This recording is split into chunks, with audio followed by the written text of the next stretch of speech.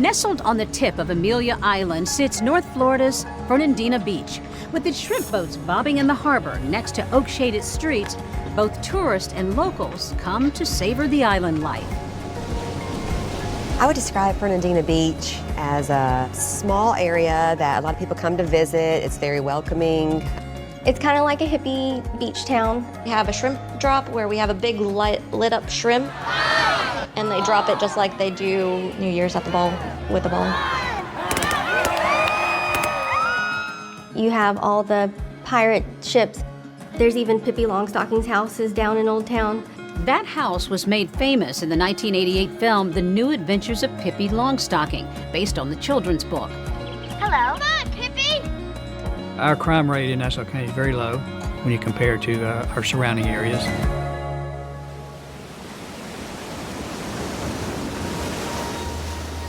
But on Mother's Day in May of 2018, Jolene Cummings, a single mom of 3, never arrives to pick up her children from her ex-husband, Jason Cummings.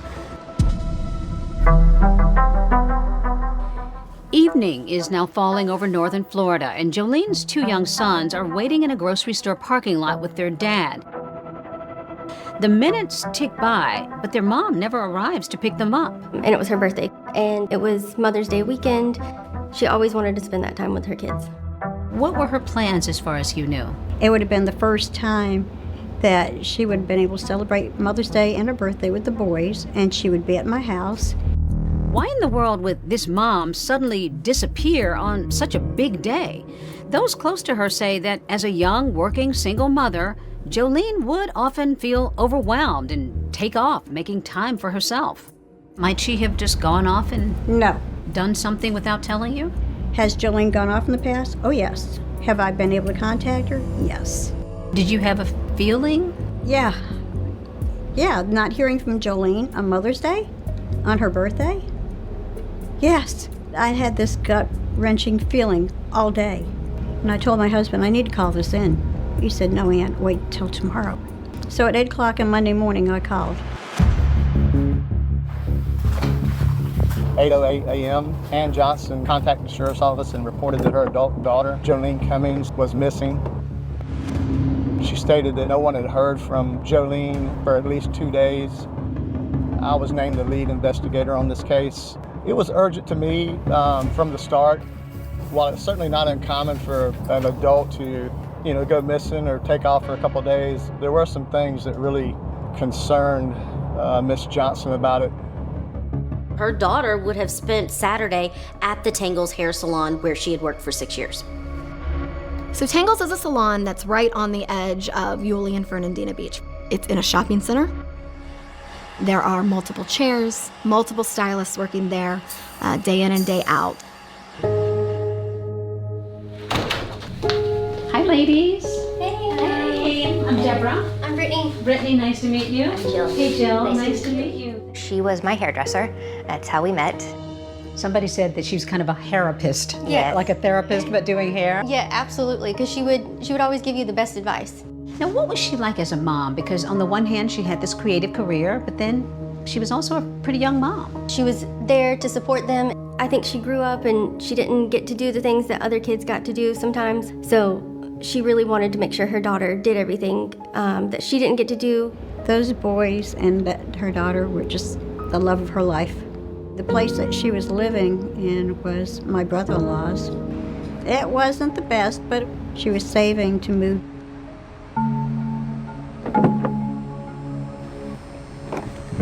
I wanted to go to Jolene's home to find out where she lived and to see if there were any clues there, anything there that might give me an idea where she might be. Jolene's stepfather gave me access to the home. When I went inside, there were cabinets that were hanging by one hinge. It appeared as if somebody had actually punched and kicked holes in the wall. This evidence was very worrisome for a person who's gone missing. It's clearly a disturbing and suspicious scene, and there's one person investigators want to talk to, Jolene's ex-husband, Jason Cummings. Anytime someone goes missing, you have a list of people that you probably want to talk to. Exes are always at the top of that list. Jason and Jolene had somewhat of a rocky relationship. There was an injunction in place between Jolene and her ex-husband, a no violence injunction that said there'd be no violence between the two individuals. Jason he made it obvious that it was contentious about custody of kids, that the court had not decided yet. Texts between the former couple reveal a volatile relationship, with Jolene once writing, "These kids have seen and heard enough," and Jason responding, "See you in court, Jolene." And in another text, Jason writes, "I hate you, and tomorrow you will hate me. I promise that." They still had an amicable relationship. They worked together for the love of the children. We wanted to talk to him, see if he knows anything, knows about where she may be or has seen her. I made contact with Jason Cummings via phone. I scheduled him to come in the next morning to do an interview at the sheriff's office. It's now Tuesday, 2 days since Jolene was last seen, and her ex-husband, Jason Cummings, is sitting in the Nassau County Sheriff's Office with Detective Harrington. She is my ex-wife. I love her. I mean, she's my kid's mom. Telling him how Jolene's happy exterior hid a darker side of her personality. She's angry most of the time, but she's also happy. She's the type of woman that wouldn't let you know. You could see it on her face, but she wouldn't tell you what was bothering her. When Jason Cummings is answering these questions, he did let police know that it wasn't uncommon for Jolene to sometimes disappear without explanation. But I was like, look, we need to get it together. You know, this right here is the reason why I left her, because she would disappear for a few days. She started doing her little Houdini acts, and I thought she was just seeing somebody else. Jason Cummings let police know that he had an alibi for the day that Jolene went missing. He was with the kids, and he had his parents that he was around who could verify that. And where did you go with that when you left there? Kids ate, we all ate. Granny and Papa, while they were getting ready for church, me and the kids went out there and they were in the floors, you know.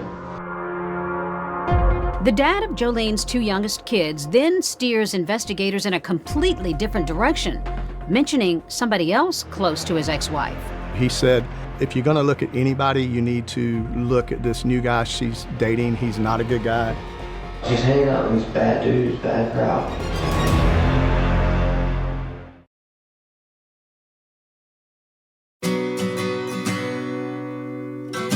Now, the Dolly Parton song comes to mind when I hear Jolene. Did that have any impact on your naming her? Yeah, it was because of that song.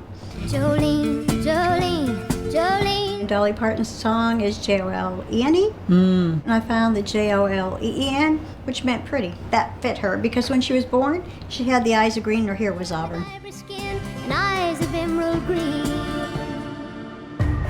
Urgent search for a missing mother in Nassau County. Our Julia Janae is live at the state attorney's office. At the time of Jolene Cummings' disappearance, I was an investigative reporter for First Coast News, the ABC affiliate there in Jacksonville.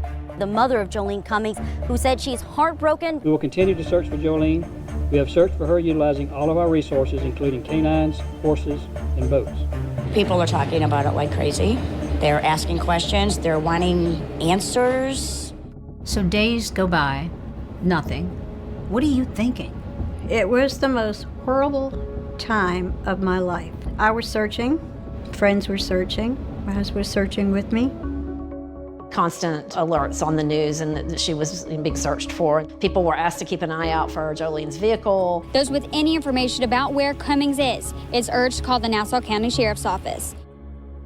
What did you think? I just stopped. I was frozen. I didn't know what to think. I thought that this is not my Jolene. This has to be somebody else. And then I went online to look it up, and sure enough, it was her picture, and I just had a sinking feeling.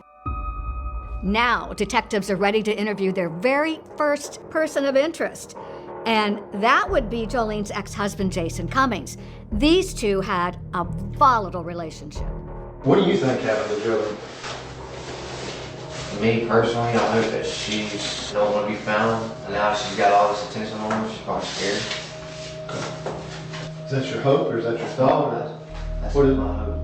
But while he's in the hot seat, Cummings tells Detective Harrington that he should be looking at another Jason in Jolene's life. I just know his first name's Jason. I've never met him. I got text messages from other people saying he's bad news. When I asked him about, why he was so concerned about this person, he just said that he had a criminal history. He was very concerned about Jolene and more specifically being around a type of person like that. I'm hoping she'll pop up any minute and say, hey, I'm here. I hope we're spending a lot of time for, no reason. She's hanging out with these bad dudes, bad crowd. She shouldn't be doing this crap. After police completed their questioning, I appreciate it. Jason Cummings was able to leave the Nassau County Sheriff's Office. After checking out Jason Cummings' alibis, he was cleared of any wrongdoing. The next person of interest that we wanted to look at is her current boyfriend, who she had broken up with, Jason G. When Jolene had gone missing, I had heard that she had had a boyfriend who was not the best of news. It sounds like while she might have been bright and airy, she had trouble with figuring out men. She did. She had been married and divorced. A boyfriend, I believe he's had kind of some trouble with the law. A record. Mm-hmm. Yes. Yeah. Jolene also liked the underdog. Irrelevant what their past was. Jolene wanted to fix people, and I think that's really why she dated him. Jason G had a outstanding warrant from Nassau County. As a matter of fact, it was a felony warrant for a violation of probation, and he was wanted by the Nassau County Sheriff's Office. But he wasn't a stranger to law enforcement. He had previously had arrests for drug offenses, for domestic. Jason G was in fact convicted of several drug offenses, but not that alleged domestic violence charge. That was dropped. There was a report also with Jolene and Jason G getting into an altercation, a domestic violence situation at their home a couple days prior to this. Jason G had come over to the house and had wanted to spend the night with Jolene. Jolene was concerned it would cause problems with her divorce. Jason G got very angry to the point that he started destroying items in the house. For investigators, Jolene's allegations explain all that physical damage they saw inside her home. Next on their list, police are really eager to talk to Jason G, but he is nowhere to be found. We had a difficult time. We looked, it took a little while to track Jason G down. It appeared from, trying to check his cell phone that he was only turning it on occasionally when he needed to, and that he was turning it off so that he couldn't be tracked. I don't think he was staying in one location very long. He didn't have a means of transportation, so we knew he was probably in the Hilliard area. However, his parents lived in Jacksonville on the north side. With all that, we did get a warrant to try to locate him by pinging his phone. He was found hiding under a bunch of cardboard boxes in a bedroom. So it was very, very suspicious to us. He was a prime suspect when we did the interview.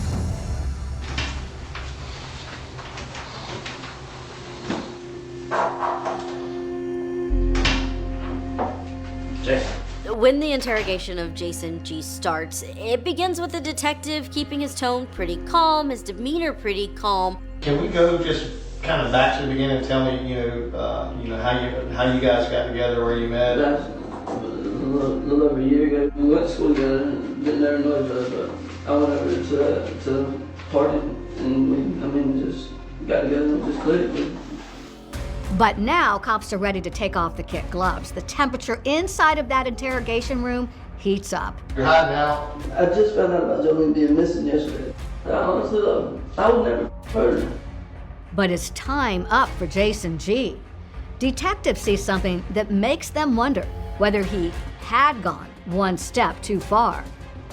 You got some scratches on your wrist and everything. To me, they looked a lot like fingernail scratches, which really, really concerned me. This is your opportunity here to clear your name, and you're acting like a jackass. So things aren't looking so good for Jason G. But then, a new piece of evidence emerges that just deepens this mystery. We want to know, who is that figure that walks across in the darkness?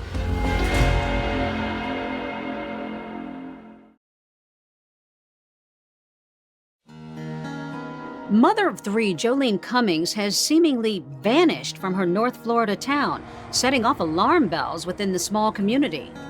The hairdresser community was really just completely in shock. Watching Jolene's disappearance play out on TV, it was stressful. She never showed up to pick up her kids yesterday on Mother's Day. Cummings was last seen leaving work at the Tangles Hair Salon on Saturday around 5 p.m.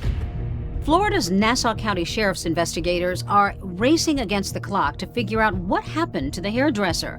Remember, they've got her ex-boyfriend Jason G. under arrest in an unrelated case, and he's being interrogated. When we find Jason G. and he's brought in for the interview, I mean, we're really looking at him as, this is probably our suspect. You always want to give someone the benefit of a doubt just because of their history, but with everything involved, it just seemed like a pretty good suspect to look at the time. Do me a favor, let me hold your hands up like this. He had marks on his hands and his arms. To me, they looked a lot like fingernail scratches, which really, really concerned me. You got some scratches on your wrist and everything. Tell me about those. We had a dog I played with at the house. That's it. They are really looking closely to see, could this have been a struggle with a person? I got one there from the damn branches at my dad's that happened like a week ago. Detective Harrington asks about that alleged domestic violence incident and the disturbing scene at Jolene's home. He stated that the last time he saw Jolene was when he was at the house and the altercation occurred. And I went over there to see what was in the house. There was some cabinets broken, there was some holes and stuff. Did that happen that night? I had slammed the cabinet shut when we was arguing. And what about there was some holes in the door? She actually took a hammer to the door. And we were arguing. That was 4 or 5 months ago. During the interrogation, Jason G. tells the detectives that he lost his phone. Now that's a red flag for detectives. They're thinking, oh, come on, who doesn't have their phone with them all the time these days? Well, it's time for you to come clean and tell us what you did with it. I didn't do nothing with it. Then where's your phone? It's at my cousin's or my dad's. Where I've been at. Which one is it? Jason G has an answer for why he doesn't have his cell phone, because he's actually been trying to run from police and doesn't want them to ping his phone because of that outstanding parole violation warrant. I told you, the reason I was I didn't want to come to jail. Ever since I've had this warrant, I've had my battery taken out of my phone. I had nothing to do with this. I've been fucking on with y'all. I told y'all can call my cousin and my dad, they will tell you where I've been at the past 3 days. Jason G says that he has an alibi for where he was, and not just for the day that Jolene went missing, but the entire weekend. He had stated he was having a barbecue down in North Jacksonville. I went to sleep, I slept till about 10 or 11. We went back over there and hung out the rest of the day. We stayed there till Sunday. I went home Sunday night. Maybe Jason G. does come across as volatile, a little rough around the edges. But Detective Harrington notices that when G talks about Jolene, he's calmer. His voice softens. I wouldn't hurt her. I wouldn't cause any harm or any discomfort to her. Well, I texted her later that night and tried to get hold of her. Then I texted her Sunday morning and told her Happy Mother's Day and Happy birthday. I gotta tell you, I'm not buying what you're telling me. I know you ain't believing nothing I say, but I'm telling you the truth, man. That I had nothing to do with Jolene being missing. I love her. I miss her. I want her to be okay. He no way convinced me after the interview that he was innocent, but in the back of my mind, I did think he seemed like he really was concerned about Jolene's well-being and whereabouts. Police take more pictures and then book G on the probation violation charge, but he's still only a suspect in Jolene's disappearance. In the Nassau County Sheriff's Office, they take the approach of getting the public involved. They start putting out the flyers with her picture on it. Press release was stating that Jolene Cummings was missing. It also described her vehicle, a gold tan in color Ford Expedition with a tag number. It was sent out to local news media. We just want to saturate the area. Now at 11, a renewed push in the search for a missing local mother. The Nassau County Sheriff's Department put out a Facebook post asking anyone with information about her whereabouts. Investigators have put out a BOLO. Now that's cop speak for be on the lookout for. And guess what? One observant tipster calls in to say he thinks that he's seen an SUV just like Jolene's sitting in a local Home Depot parking lot. The day after we put the BOLO out, I got a call from a citizen that thought he had seen it here in the parking lot. We responded here immediately and did determine by both tag and VIN that it was indeed Jolene's vehicle. One of the first things I noticed was that the driver's door was unlocked. All the other doors were locked. Just looking at it from outside, I didn't notice anything obvious. I didn't notice any blood, any damage. Once we located the vehicle outside the Home Depot, I instructed several detectives to start canvassing the area to see if there was any video surveillance. There was a ViStar credit union that I had worked off duty at. I knew that their cameras faced in that direction. That credit union surveillance camera captures investigative gold and leads to the second big break in the case.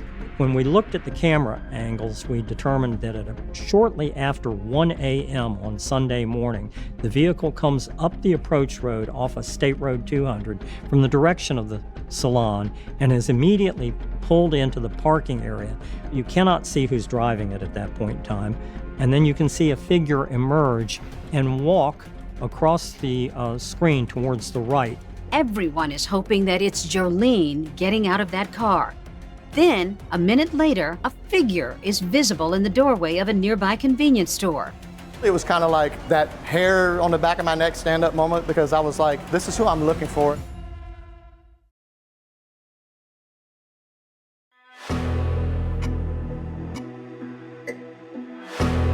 Hairdresser and mom Jolene Cummings has been missing for 3 days now, and Florida's Nassau County Sheriff's detectives are working several leads. One of them is Jolene's ex-boyfriend, Jason G., who tells police he's got an alibi. He says he was at a barbecue all weekend. Jason told us where he had been and who he had been with, but his story checked out. He ultimately was cleared. Now that Jolene's former boyfriend and her ex-husband are cleared, they're out of the picture, police are laser focused on that Home Depot parking lot footage. It's the shadowy image, a person emerging from the area near Jolene's SUV. We want to know who is that figure that walks across in the darkness. Once Jolene's vehicle is discovered, police look through it to see if there are any clues as to her whereabouts. Breaking developments in the case of a missing Nassau County mother last seen on Saturday when she left her job at a hair salon. Today, her vehicle found in the parking lot of a Home Depot. Earlier that day, investigators visited Jolene's workplace, Tangle Salon, where one of her co-workers, they've been told, was the last person to see Jolene the night before Mother's Day. You always want to know, in a missing persons case, the last person to see the victim, and that was an individual, a co-worker by the name of Jennifer Seibert. Jennifer Seibert had been working at the Tangle's hair salon for a couple of months. Jennifer Seibert did come with this air of mystery. And they didn't have a whole lot of background information on her other than what was on her application. What did you know of her? I didn't know anything of her. She was just a newcomer. Now, the very moment that investigators arrive at the salon to ask questions, Jennifer Seibert pulls up into the parking lot for her shift. But then, she does something rather suspicious. When Miss Seibert learned that there was a detective there at the business, she immediately leaves the parking lot and does not come back and go to work. At that moment, we're thinking, why would she not want to tell us anything about her coworker? Yeah, Why would she honestly, leave? at the time, I think it was more of a red flag to you than me. It was kind of a red flag, but she kind of was like, that's really, really strange. Jennifer Seibert even tells her boss to not bother to keep her check there, that she should just mail it to a forwarding address. Seibert also sends a text with an explanation for why she bolted. She claims she was fearful of an ex-partner. She even writes, "My ex is terrible. When it comes to him, I fear for my life." Jennifer Seibert was not eager to speak to us and left a long, rambling telephone message telling us why she wanted to help, but she couldn't be a part of this investigation, basically because her life was in danger. From the moment that police see the vehicle of Jolene Cummings parked in that parking lot, they are canvassing the area. They really want to know who got out of that car when it was parked. Once we observed a surveillance video of the person exiting, we could tell which direction they walked in. The only place that would have probably been open at that time would have been this convenience store. The first camera that I picked the person up on would have been here, and you could see them walk around the building just as I did. Then they walk down, and they actually stop here for a minute and address the clerk that's standing outside on a break, and then they go ahead and enter the building. The video from inside the convenience store is a big break. Who is it that walks in? When I saw that, it was kind of like that hair on the back of my neck stand-up moment because I was like, this is who I'm looking for. The person who walks through the front door is Jennifer Seibert. And she's dressed in all black, she's got on combat boots, and she seems really chatty with the attendant while she's there. I conducted an interview with a store employee who was working there as well. There was a female that came into the store the other night, right here. Yes, she said something about how she was out with a couple of friends drinking. When I tried to go back inside to go back to working, she wanted me to stay around. He said that she was acting as if she was nervous or scared about something. She asked him to call a taxi cab for her. We were able to capture a video so as it actually shows the taxi cab pull up. It pulls into a spot just over here in front of the store. You could see her enter the vehicle in the front passenger seat, and you could see the cab pull away. We were able to not only determine who the cab driver was, but interview him. What do you recall about that person? She was dressed in like a black workout outfit. She had black hair, had it up in a bun on her head. She didn't appear to have a purse or anything like that.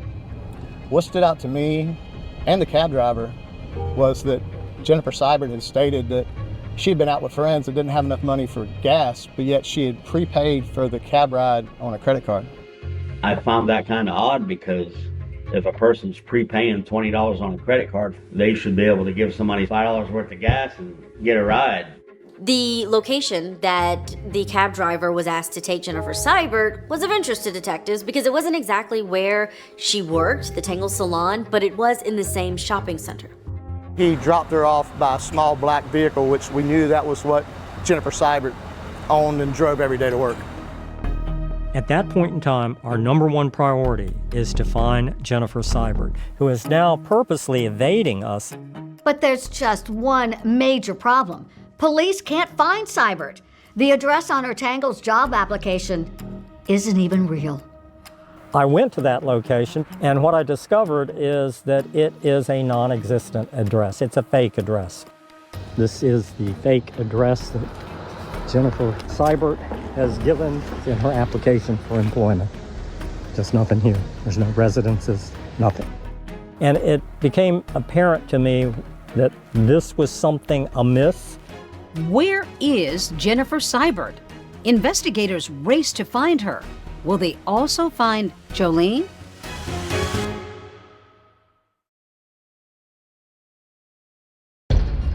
Cummings has not been seen since Mother's Day weekend, and investigative reporter Julia Janae joins us now with more. Julia?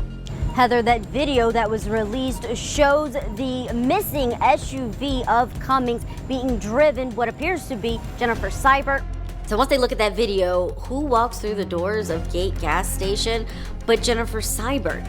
And she's dressed in all black. But so far, police have had no luck tracking down the mysterious woman. Small hair salons are known to be warm, friendly places, but at Tangle's in northern Florida, the newest employee, Jennifer Seibert, didn't exactly fit in. Everyone would talk with each other. It was just a very cozy, friendly environment to be in. So all the hairdressers seemed to get along. And then all of a sudden, there was a new woman. So I never really got to know her well. She was kind of standoffish. Within a few weeks of Jennifer being there, they started to notice things that they thought were off about Jennifer, just the way she acted. She could never really give an address of where she lived. Jolene had a lot of concern about Jennifer Seibert's background. I did an interview with Ashley Nunley, who Jolene had styled her hair the day before she went missing. She goes, because there's something just weird. Jolene says she started wearing wigs when she first started. Jolene says she was going to look up her name and figure out what the heck was going on with her. Knowing Jolene, she's not going to leave something alone until she gets an answer that she can believe. It turns out the questions about Jennifer Seibert's background, her behavior, also dogged her at a previous beauty salon where she worked in nearby Yulee. She definitely had extremes in behavior. She would be so upbeat, or if she was mad, it was almost like seething mad. If she would get mad at a client, I would see her sit there and grip the back of the chair and like white knuckle it. My stylists were complaining that they did not want to work with her. I did find a reason to fire her. She had all her stuff packed, leaving. So I followed her out the front door and asked her for the keys back, and she took them off her key ring and she threw them at me. That was 3 o'clock in the afternoon. 9 o'clock at night, she was still sitting in her car in the parking lot. That was a little bit creepy. And I actually did make sure that no one was following me home. She didn't follow me home. The last known place that Jolene Cummings had been seen was Tangle's hair salon. We made a determination, we need to go back to the salon. To the naked eye, there wasn't a whole lot out of place. Traditionally, Jolene Cummings sat in the break room at the very back by the bathroom. I was looking with my flashlight at the edge of the sink, which was perfectly clean, and as I looked down, I saw what looked to me to be a dilute blood ring. So we had our crime scene unit go back and do a forensic examination of the entire salon with what's called either Blue Star or luminol, which creates a chemical reaction with blood, and it will fluoresce or glow. Basically, the whole salon lit up. There was blood everywhere that was obviously had been cleaned up. You could see mop marks on the floor in blood. Now the police have this disturbing discovery of the blood spatter inside of the salon. The search for Jennifer Seibert, it becomes much more urgent. She basically went to number one on the radar that we got to find out where she is. We did have a phone number for her that was provided on her application, so we started pinging that phone. Started looking at like beach areas where they had the showers, rest stops, different places where somebody who might not have a permanent place to live might be. On Wednesday, we got an updated ping that said that she was in a rest area in St. Johns County, roughly 35 miles south, closer to St. Augustine. 6 detectives and myself and the 2 FBI agents went to the northbound rest stop in St. Johns County. The rest area was under construction, and it was just confusion. Dark, semis roaring around. When I came to the rest area on the northbound side, I saw a black Kia Soul sitting between 2 semi-trucks. I called another detective and told him, hey, I believe this is Jennifer Seibert's car. There was exhaust vapor coming out of the tailpipe of the vehicle, so I knew it was running. I was a little worried about approaching the vehicle because I didn't know who was in the vehicle, if they had a weapon. I had my flashlight. I then observed an individual who was laying down in the back of the vehicle get up and slither through the 2 front seats and drop into the driver's seat. I remember repeatedly stating, do not put the vehicle in drive. She had her driver's license ready. It was Jennifer Seibert. Once Jennifer got out of the vehicle, I identified myself to her and told her that I was investigating Jolene's disappearance. She reiterated to me that she had no idea where Jolene was at. At that point in time, I asked her, I said, you've never been in her vehicle, you have no reason to drive her vehicle? And she answered no. I knew that she was lying to me because I had her on surveillance video parking Jolene's vehicle near the Home Depot in Yulee. Detective Harrington is heading out to a local judge's home. He's got to get an arrest warrant for grand theft auto for Jolene's SUV, but somebody has to keep an eye on Jennifer Seibert to make sure she does not bolt. My captain informed me, he says, I want you to keep her occupied. You are not to interrogate her, just talk to her. Well, where would you shower?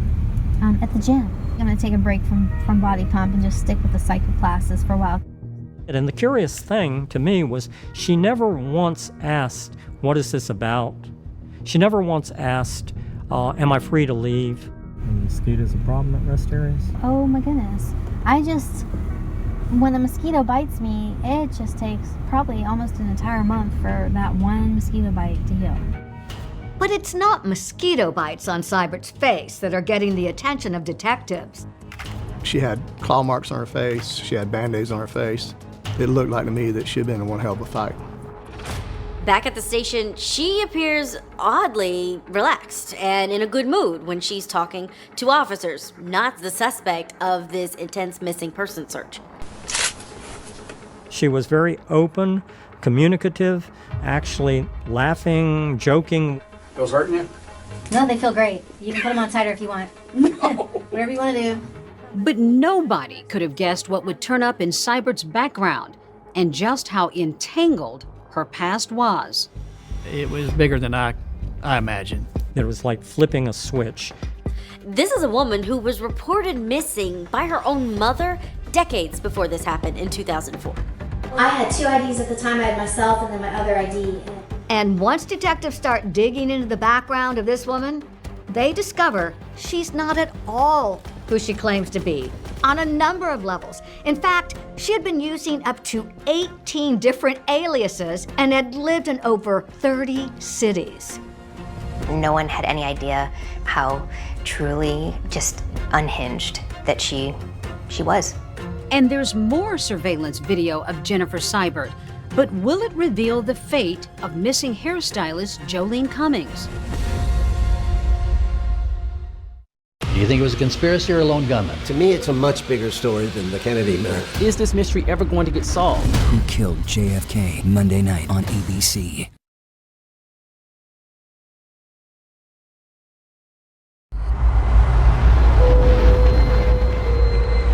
This was the most bizarre. Very diabolic. Truly unhinged. Watching Jolene's disappearance play out on TV was stressful. Missing mother in Nassau County. Jolene Cummings was dangerously close to discovering that Jennifer Seibert was not Jennifer Seibert. Jolene said, there's something going on with her. I'm gonna find out. She had stolen the dead child's information and created a false identity. She took that name out of the cemetery. She had 17 different names. She lived in 14 states. How do you even wrap your mind around that? She was an angel one second and then getting in a fight with somebody the next. Definitely not a normal thing for a person to go and buy a carving knife in the evening of a random Friday night. My God, what is she up to? You'd think she's done this before. There is no doubt in my mind. She's saying that she's Kimberly Kessler, but how do we know what the truth is?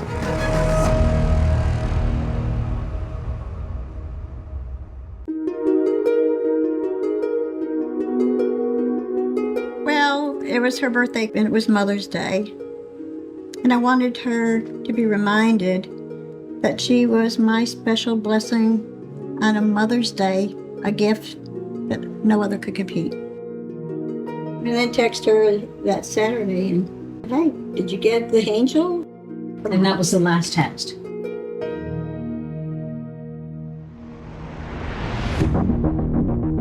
Ann Johnson's daughter, 34-year-old Jolene Cummings, has been missing for 4 days now, and police have found no sign of the hairstylist. They've questioned and cleared both her ex-husband and former boyfriend in her disappearance. Crime scene detectives went to Tango Salon to look a little closer. You could see that there had been a struggle and smears of blood all over the salon. Now we know there must have been a big fight in that salon. You always want to know, in a missing persons case, the last person to see the victim, and that was a coworker by the name of Jennifer Seibert. Jennifer Seibert became the focus of the investigation after she was spotted on surveillance footage, abandoning Jolene's vehicle in a parking lot and then walking into a convenience store to call for a taxi. Detectives managed to track her down and arrest her. The charge you were arrested on is a grand theft auto charge. You knew that, correct? Yes. You're not charged with anything else, okay? But something happened to Jolene. Right out of the gate, Jennifer Seibert sits down in this interrogation room and she drops this mind twister on detectives. She tells them that her name isn't actually Jennifer Seibert. Fingerprints, they come up as Kimberly Lee Kessler, so I would prefer to be called Kim. The last time I got picked up was back in 1999 and I bonded out. So you've actually kind of got you've got a history under that name? I'm ready to go back to being myself. Kimberly Lee Kessler. It's kind of a silly middle name, isn't it? It's like my mom stuttered. So right now we were taking in who is Kimberly Kessler at this point. I'm 50 years old. My looks are deceiving. You have children? I do. I have a son. That's what got me running in 1999. Child Protective Services snatched him while I was at work from the babysitter, and that really sent me over the edge. Then there's this next shocking moment where she tells detectives that she dated someone who was wanted by the FBI. He robbed banks. I was working as a topless dancer, and he was with me whenever he called somebody and they said, the FBI is looking for you. And he's like, oh my God. And then he tells me everything. Oh, I robbed these banks. So I'm like, you what? And I hid him in my apartment, and that was like kind of almost the beginning. She loved to brag about her past, and she was very proud of that. She had been running for the past 20, 25 years and didn't want to be found. It's a bombshell, but is it true? Are you okay if I ask my crime analyst to run the name? Do it, please. You'll see my mug. I'll look a lot younger then. And thinner, too. I won't be 200 pounds. Well, it's unusual when someone that is a person of interest is just joking around, acting like nothing's wrong, nothing's going on. And during the interview, I kind of wanted to let her talk as much as she wanted to, but at some point in time, I knew I had to ask her about Jolene. Did you guys ever hang out after work? Did you ever go anywhere together? She ever allowed to use your car? No. Her demeanor changed. She became evasive. You accused me the other night of, you're like, where's Jolene at? So, and I do not know where she is. I think you know where Jolene is. We're going to find out what happened. You can help me do that. No, I cannot. Whatever fury may come. So let me reply this way, and you may not like the answer. I would like legal counsel. With Jennifer Seibert now refusing to talk, it's up to investigators to determine fact from fiction. Who is she really? I mean, she's saying that she's Kimberly Kessler, but how do we know what the truth is? I mean, she's obviously very complex. When they researched her background, they found out she was actually someone who had been reported as a missing person decades before, in 2004, by her own mother in Butler, Pennsylvania. So detectives call Connie Kessler, who they believe to be Kimberly's mother, hoping to learn more. We do have someone that is claiming to be Kimberly Kessler, and that is your daughter, is that correct? Yeah. Okay. The last time I heard from her was in 2004, and it was on an answering machine. She'd been having trouble with her boss, and then there was no way to get back in touch with her, so all I could do is wait. Detectives are quickly discovering that the woman they have in custody, claiming to be Kimberly Kessler, has used a host of different aliases over the years, seemingly random names. But Connie Kessler adds yet another twist to this increasingly strange story, explaining how her daughter had allegedly picked one of those names. She went to visit her dad at a cemetery. She picked a name off from a little girl that died near her father. Do you know the name she picked? Yeah, it was Pamela Bean Cleaver. she could be anybody. So we conducted a DNA test. The FBI actually took a DNA at Kimberly Kessler's mother's home, and it came back that it was a match, that she was Kimberly Kessler. Well, if that's the case, then who exactly is Jennifer Seibert? And once again, Detective Rose discovers there was an absolutely chilling answer to that question. Found a little girl named Jennifer Seibert who was 13 years old, who had been killed in a car accident in Germany. However, she was buried in Butler, Pennsylvania. And then NCIS confirmed the social security number of Jennifer Seibert. And that's when we realized she had stolen the dead child's information and created a false identity. The night when I told her you're under arrest for grand theft auto, she almost smiled as if to say, is that all?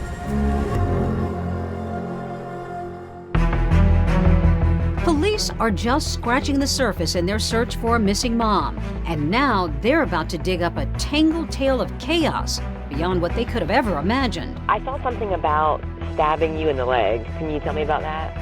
In hindsight, I should have ran.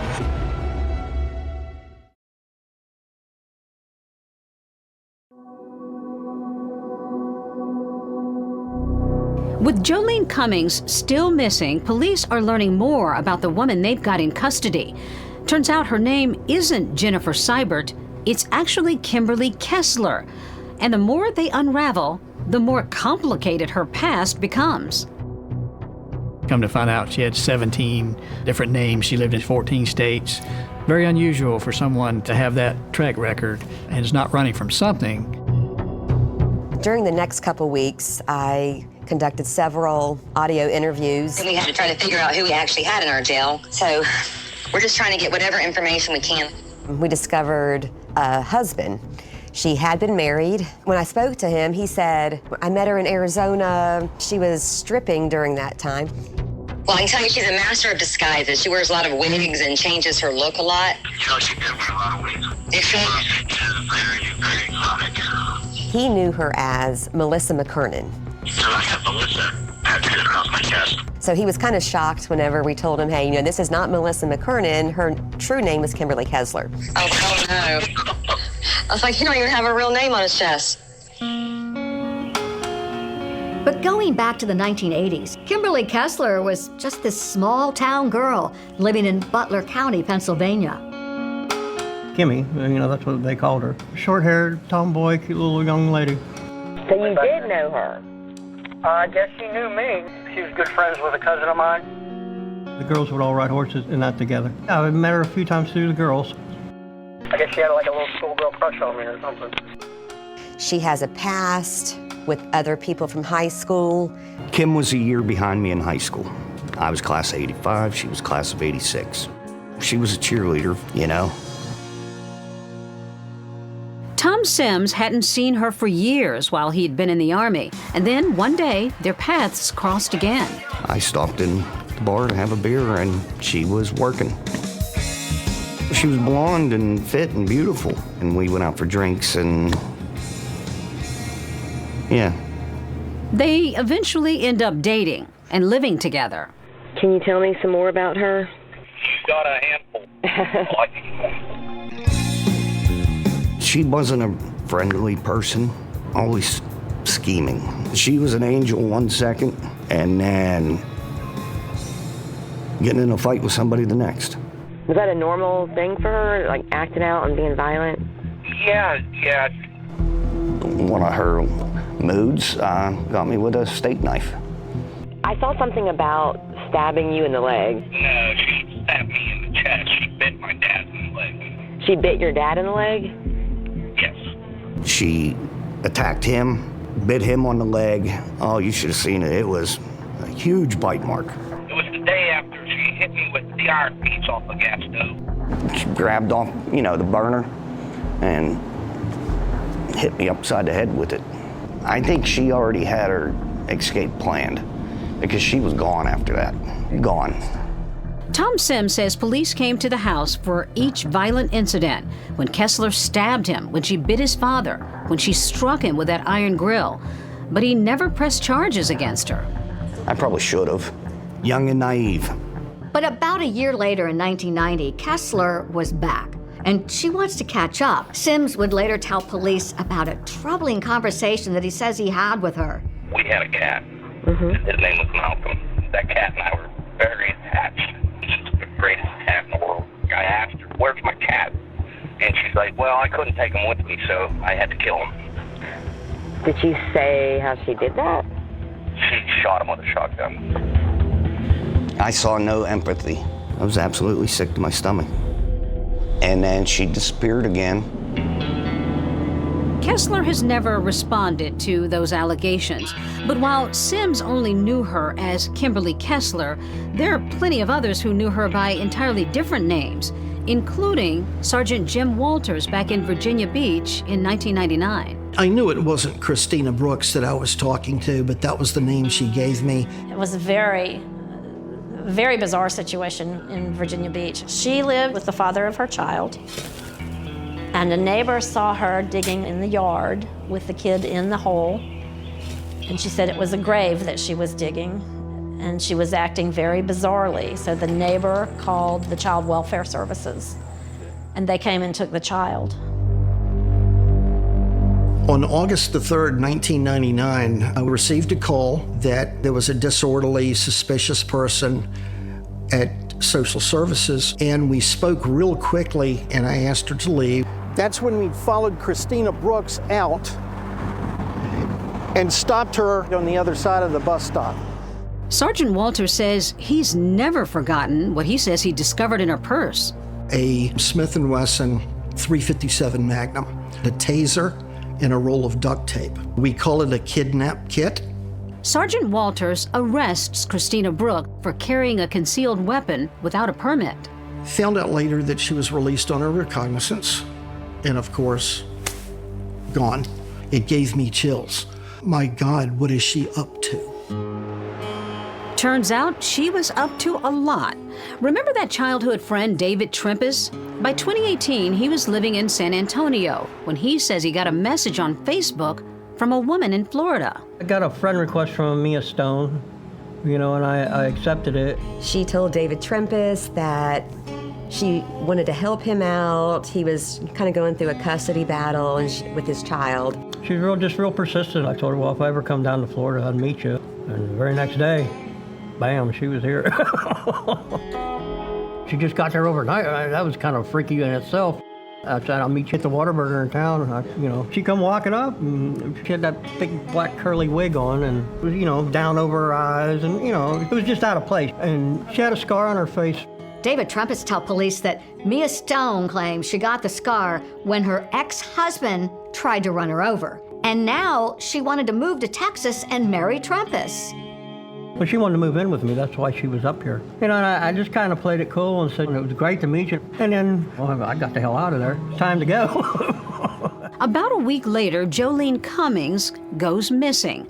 Not long after, Trempis says he got a call from the sheriff's office in Florida asking if he knew a woman named Mia Stone. She also goes by the name, there's like 18 names, Mia Stone, Jennifer Seibert. Her true name is Kimberly Kessler. That girl's name's really Kim Kessler? Yes, sir. She never let on to that. Her real name was Kim Kessler. So investigators are left to wonder, had Jolene figured out Kessler's grand deception? No one had any idea how truly evil she was. And had Kessler retaliated by doing the unthinkable?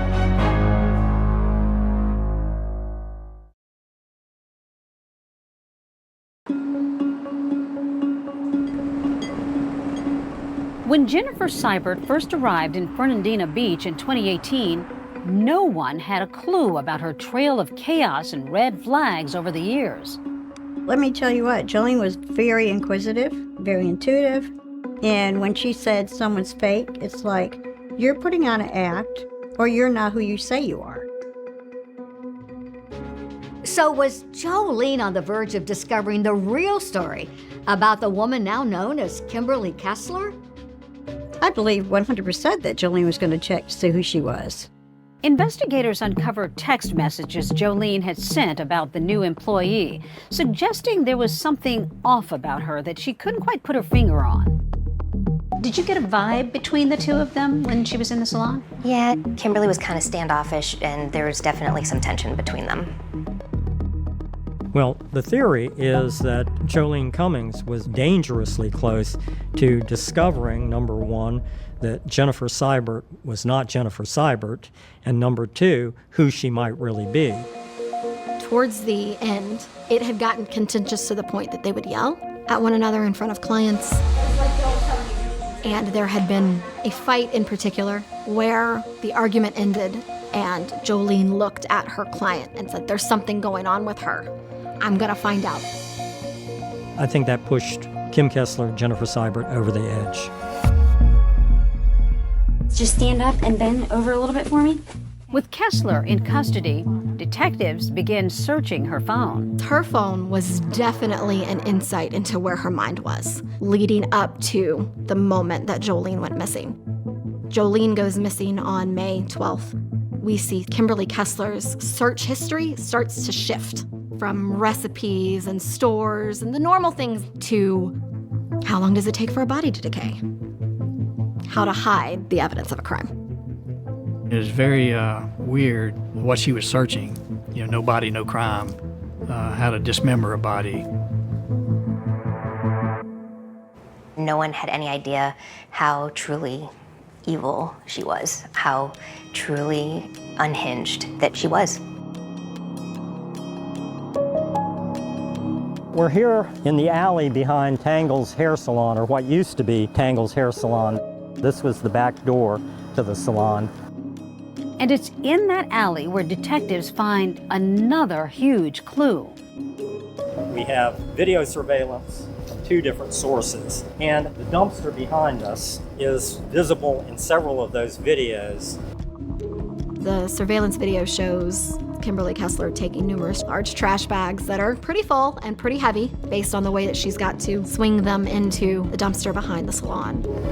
Her duties were not to carry out the trash, which was picked up Monday mornings.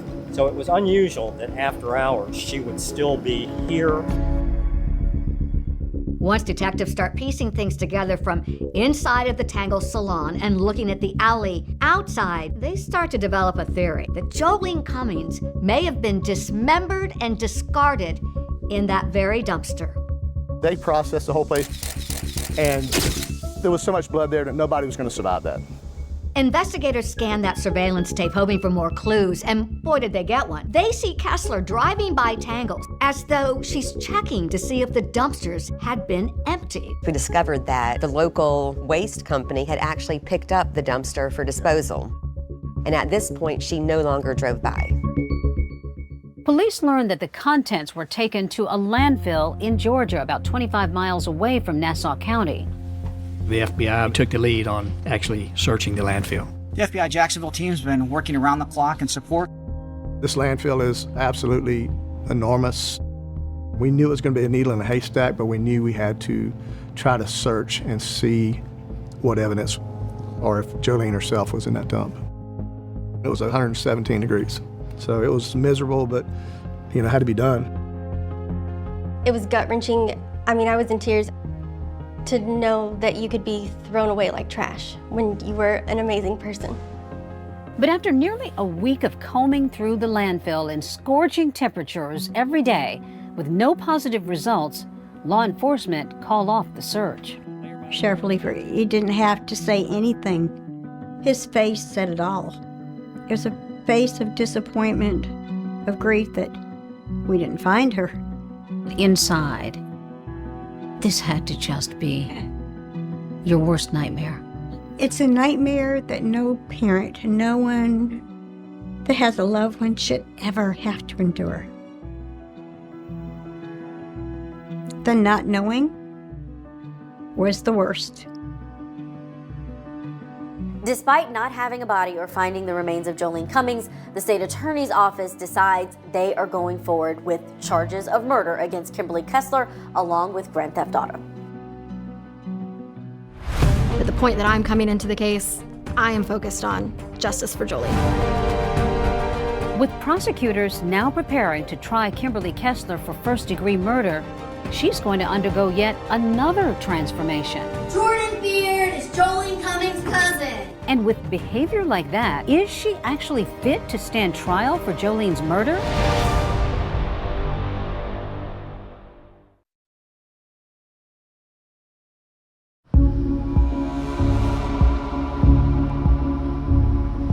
Kimberly Kessler has been charged with the murder of Jolene Cummings. And while she's being held, let's just say she isn't exactly a model inmate.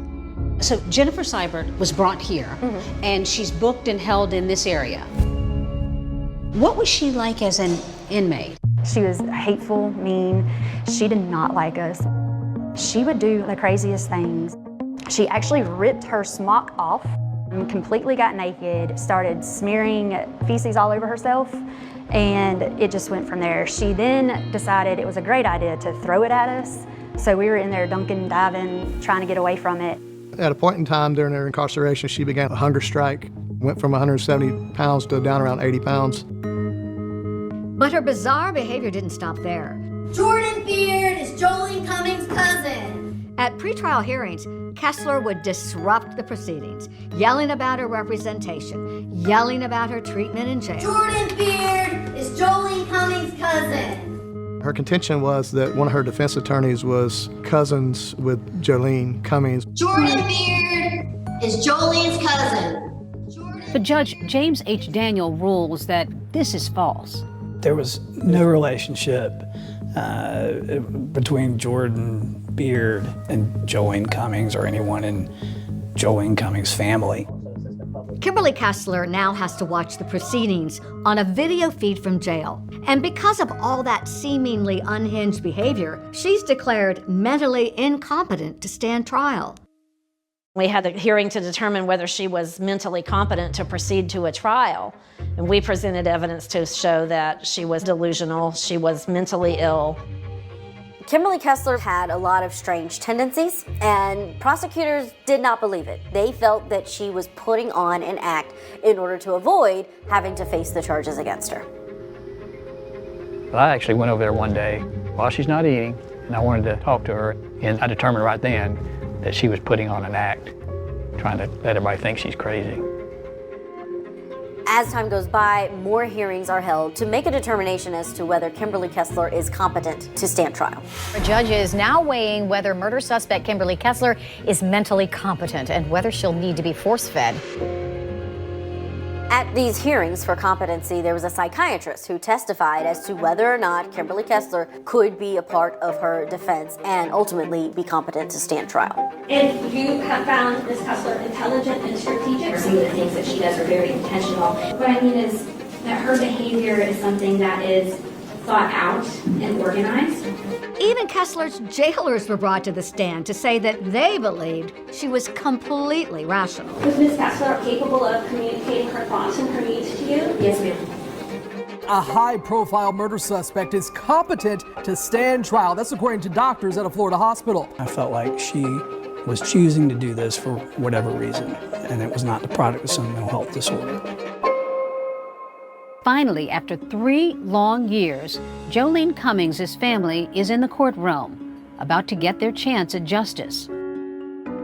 Kimberly Kessler, a former co-worker of missing Nassau County mother Jolene Cummings, is charged with first-degree premeditated murder. The trial was very much anticipated. Jolene's mother was very popular. She knew a lot of people, and a lot of people supported her. And it was a very tragic and traumatic situation for her. And the news covered it pretty relentlessly. Just as this trial begins, it's almost immediate that Kimberly Kessler starts having her typical outbursts in the courtroom.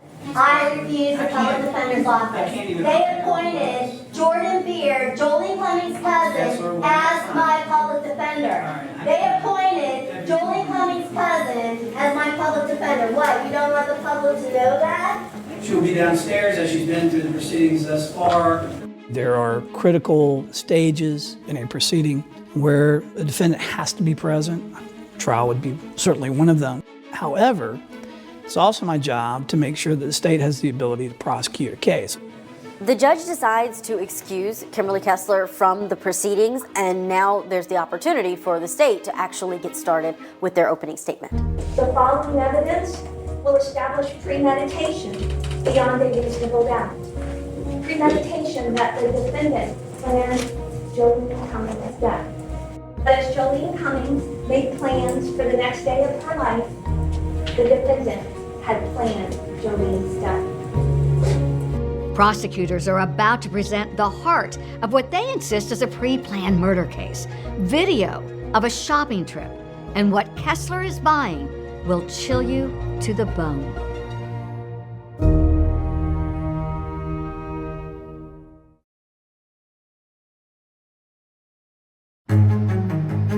Live at the Nassau County Courthouse, Janice, Cummings' body was never found, but the state still plans to try and prove that case. The prosecution begins laying out their case, and it relies heavily on circumstantial evidence and surveillance video. CSU used luminol to find evidence of the defendant's cleanup of Jolene Cummings' blood. The luminol will glow blue to indicate the presence of blood. You will see evidence of blood from the stylist chair mat nearest the reception desk through the salon to the restroom near the back door.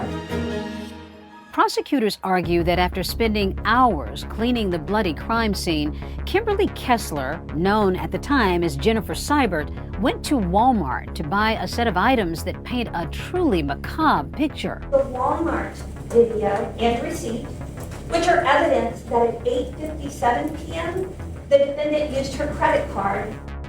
There is an overhead shot of Jennifer Seibert in this dark shirt, her hair pulled up into this bun. And what's most interesting is that you can see specifically what Jennifer Seibert is scanning. She's scanning a large bottle of ammonia. She's scanning rubber gloves. She's scanning a large box of outdoor-style trash bags.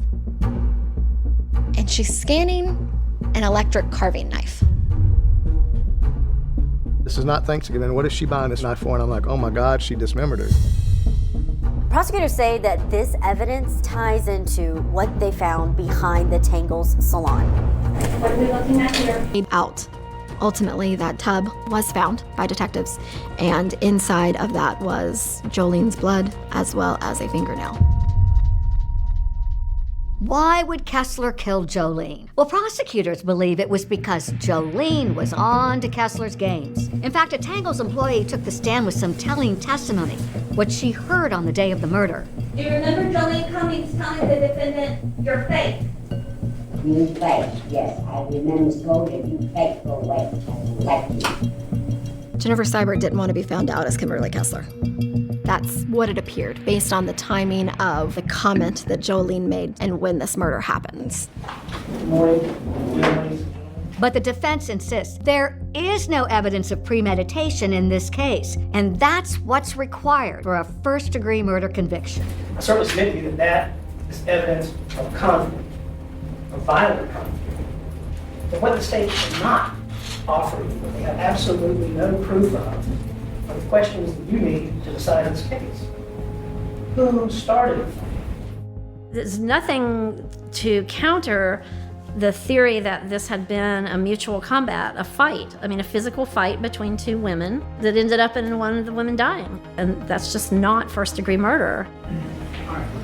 The prosecution believed that they had, beyond a reasonable doubt, enough evidence to prove that this was first-degree murder. We can see from her words, her internet searches, she had spent at least a couple of weeks so far premeditating the death of Jolene Cummings.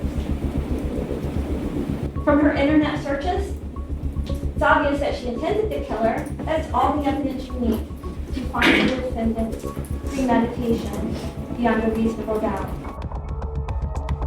With closing arguments done, Kimberly Kessler's fate rests in the hands of the jury. Breaking at noon, the jury has been dismissed to begin deliberations in the murder trial of Kimberly Kessler. It had been about 2 hours, maybe 2.5 hours, and we got a call that said the jury's back with a verdict. All right. Everybody, please have a seat. Welcome back, ladies and gentlemen. Madam Clerk, please publish the verdicts. And for person Kimberly Kessler, aka Jennifer Marie Seibert, verdict count 1, first-degree murder. We, the jury, found the defendant guilty of first-degree murder as charged in the indictment. I think Anne was relieved. It brought her some closure. It was an emotional moment. It's been a long 3 years. We miss Jolene every second of the day. Jolene's family feels they finally found justice, but with Kimberly Kessler's trail of deception and mayhem, police have a lingering question. Could there be more victims out there? I believe she's running from something.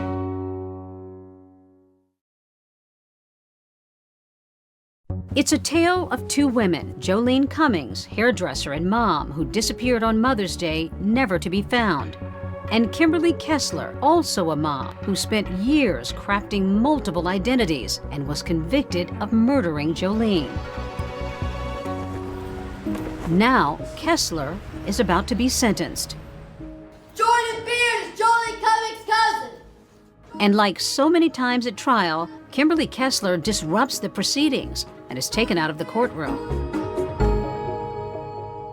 Before handing down his sentence, the judge hears a victim impact statement from Jolene's mom, Ann Johnson. When my precious daughter was murdered, others died. I found his struggle to made some sort of semblance of life since. This court will adjudicate Kimberly Kessler, defendant, also known as Jennifer Marie Seibert, guilty, sentence her to life in prison. She's also sentenced to 5 years for grand theft auto of Jolene's vehicle, which she'll serve concurrently. Kimberly Kessler leaving the Nassau County Jail in this white van. A deputy was seen doing a rock-on hand gesture before her departure Friday morning. We're going to celebrate. We're going to celebrate her homegoing, because her new home for the rest of her life and until she takes her last breath is going to be Florida State Prison. What was it like for all of you when she finally was transferred after her guilty verdict? Oh my goodness. We were so happy that she was gone. She ended up getting shipped out to prison quite quickly afterwards.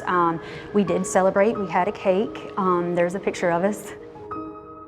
Are you relieved that this chapter's over? Absolutely. I'd never want to have to deal with that woman again. With all of the strange happenings that seem to surround Kimberly Kessler, there's this notion among some that is there some other unsolved case out there? With the information that we obtain, the number of aliases, the number of cities, the number of states, I believe she's running from something. That's going to be law enforcement's job, to follow up and to see if there were other people that could have been victimized by Kimberly Kessler. There could always be a new connection to something that wasn't seen before. Remember Sergeant Jim Walters, who knew Kessler as Christina Brooke back in Virginia Beach? He recently handed over information about her to cold case investigators there. I told the deputy chief the information that I had on Kimberly Kessler, and he said, I've got 4 or 5 unsolved homicides around that area, around that time. The cold case squad would be really interested in this information. As investigators keep an eye out for other cases that could possibly be linked to Kessler, Jolene's mom, Ann Johnson, is focused on her daughter's memory. Will you continue to want to search for Jolene? Oh, I'll always have the hope to search for Jolene. Occasionally, we will get calls for unidentified remains. And anytime we get that kind of call, I always have hopes that maybe it might be her. What is the world missing not having her in it? She was beautiful inside and out. And again, she was first and foremost a mom. And she was a great friend, great listener. How do you want her to be remembered? As the bright, shining star that she was. Lord, guide us in these next few moments. In Jesus' name. I had a private ceremony. It was a beautiful, small service. Even with no remains to bury, Jolene's loved ones remember her to the tune of Amazing Grace. Amazing grace, how sweet the sound. There was music at the gravesite. There was a headstone. And then my grandson asked me, Emma, why is there a headstone when Mama's not there? I said, this marks that your mother lived here on earth, that she needs to be remembered. And who knows, God's will, maybe we'll have something to put there. It's the only thing we have to live for, right? It's the hope. Without hope, what do we have? When we first begun. Well, the search ramping up today for a Lake Forest teen who disappeared while visiting his family over the holidays. Blaze Bernstein has been missing since Tuesday night. Police searching by ground with canines and by air with helicopters. We're hoping that he's just incapacitated in need of some medical assistance. Anyone with information should contact the Orange County Sheriff's Department. Blaze Bernstein. Blaze Bernstein. Blaze Bernstein.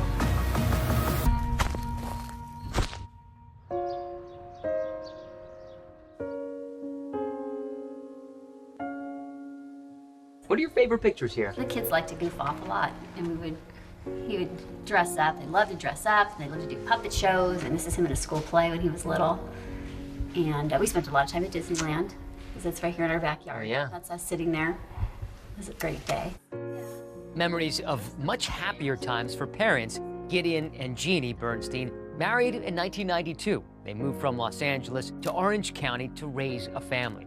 They have 3 kids. The youngest is daughter Bowie, Jay in the middle, and Blaze, the oldest. We had a lot of fun raising the kids together. It was fun. And no one can take that away from us, so we still own that.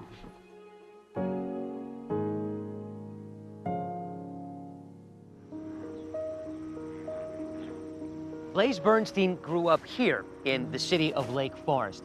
It's an upper middle class bedroom community about an hour south of Los Angeles, home to about 90,000 people.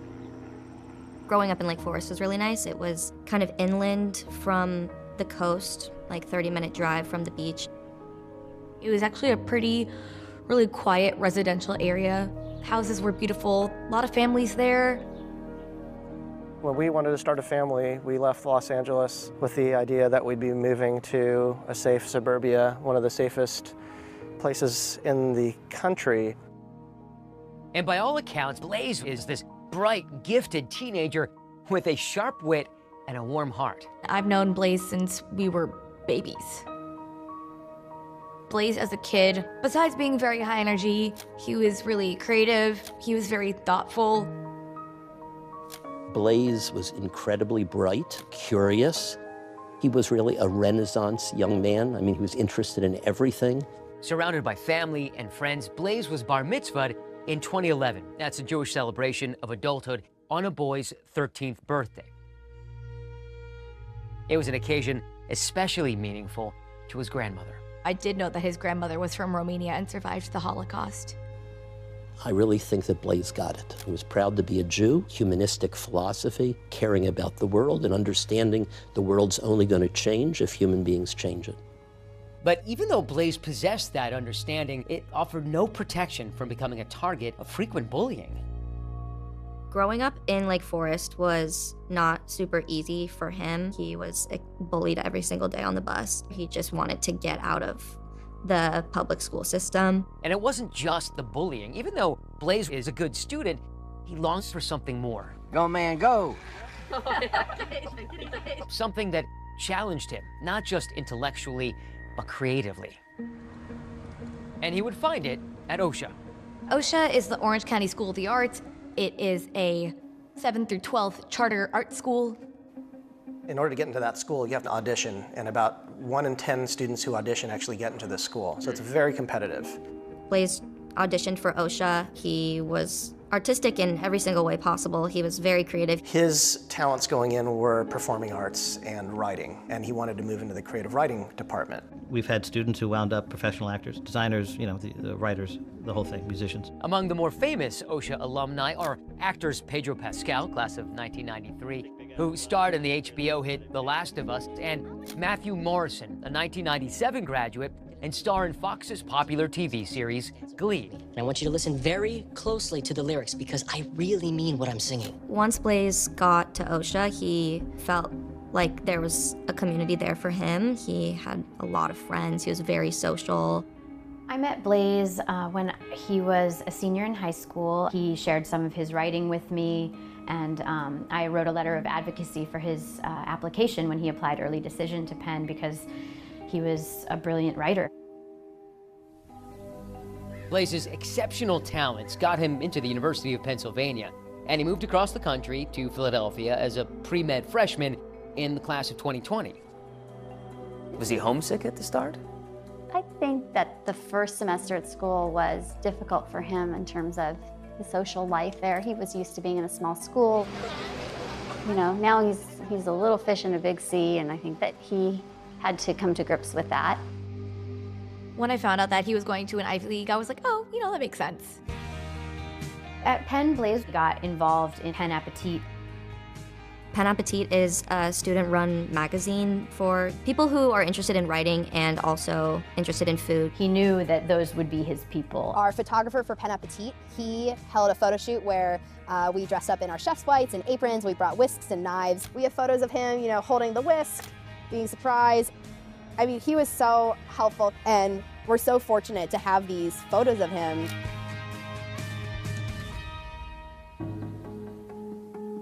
It was a Tuesday in January. A 19-year-old Blaze was home for winter break. He was in a really good place and looking forward to second semester of his sophomore year, but not before he treated his family to a special meal. He was baking butternut squash with, sprigs of thyme that were inside them. He made a turkey. And he made a... He took over my job, more or less. I was on vacation, and he was here. So dinner broke up, I guess, absolutely normally. It was a quiet night. Didn't hear anything unusual.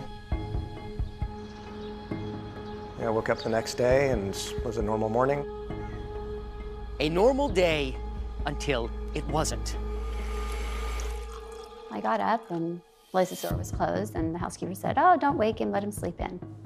And I said, okay. Well, I knew I had a dental appointment with him that day, so I decided I'd wait until my yoga class was over to try to contact him so I wouldn't wake him. And I tried getting hold of him, and he wasn't picking up. He wasn't returning my texts.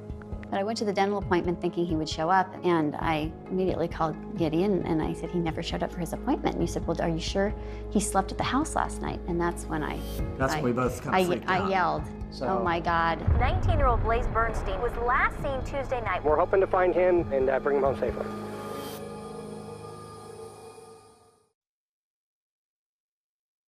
That's defense against the most awful. When it became dark outside, I think that's when we started to really be super concerned.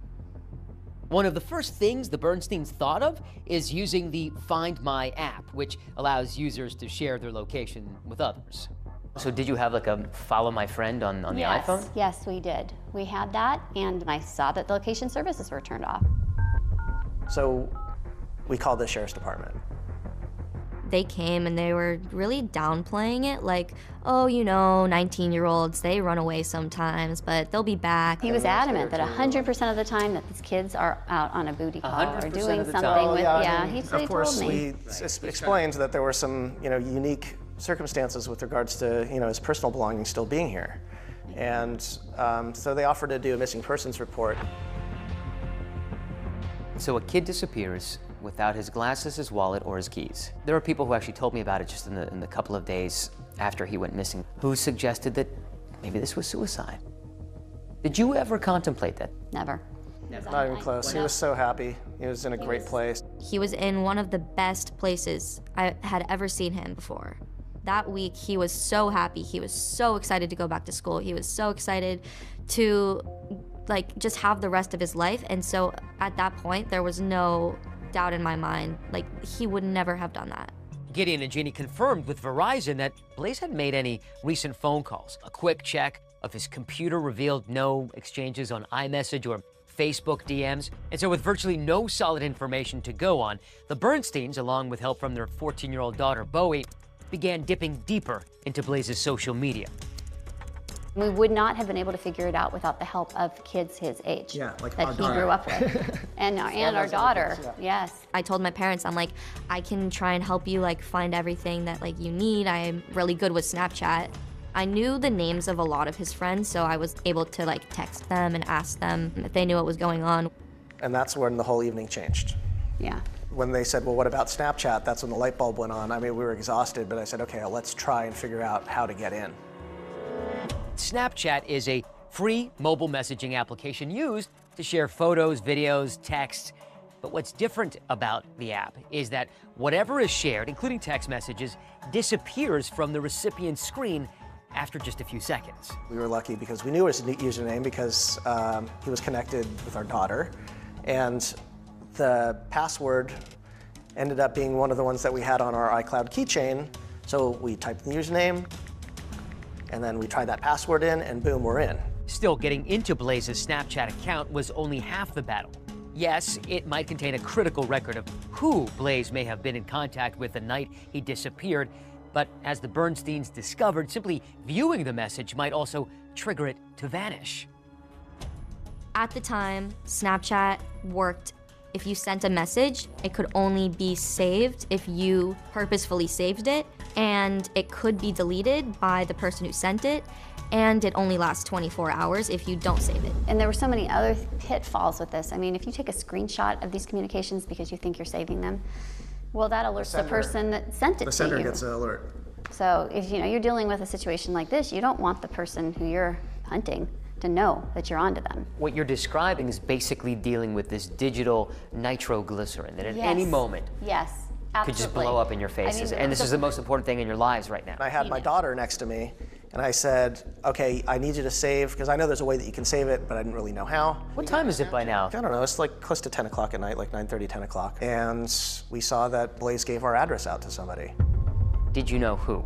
We didn't know at the time who it was. We saw the name. I had absolutely no idea who he was. I was so happy that there was somebody who we could talk to that could just help us find my brother. Bernsteins didn't know the person Blaze sent his address to, but in the hours ahead, the discovery of that person's identity would turn the desperate search for their son upside down. Hi, this is Blaze's dad. We really need to know what you know. We can't find him. This is becoming an urgent issue with trying to figure out what really happened to him, and we're going to really need your help on this because you're the last person that probably saw him. That was not the person that I really expected him to be with.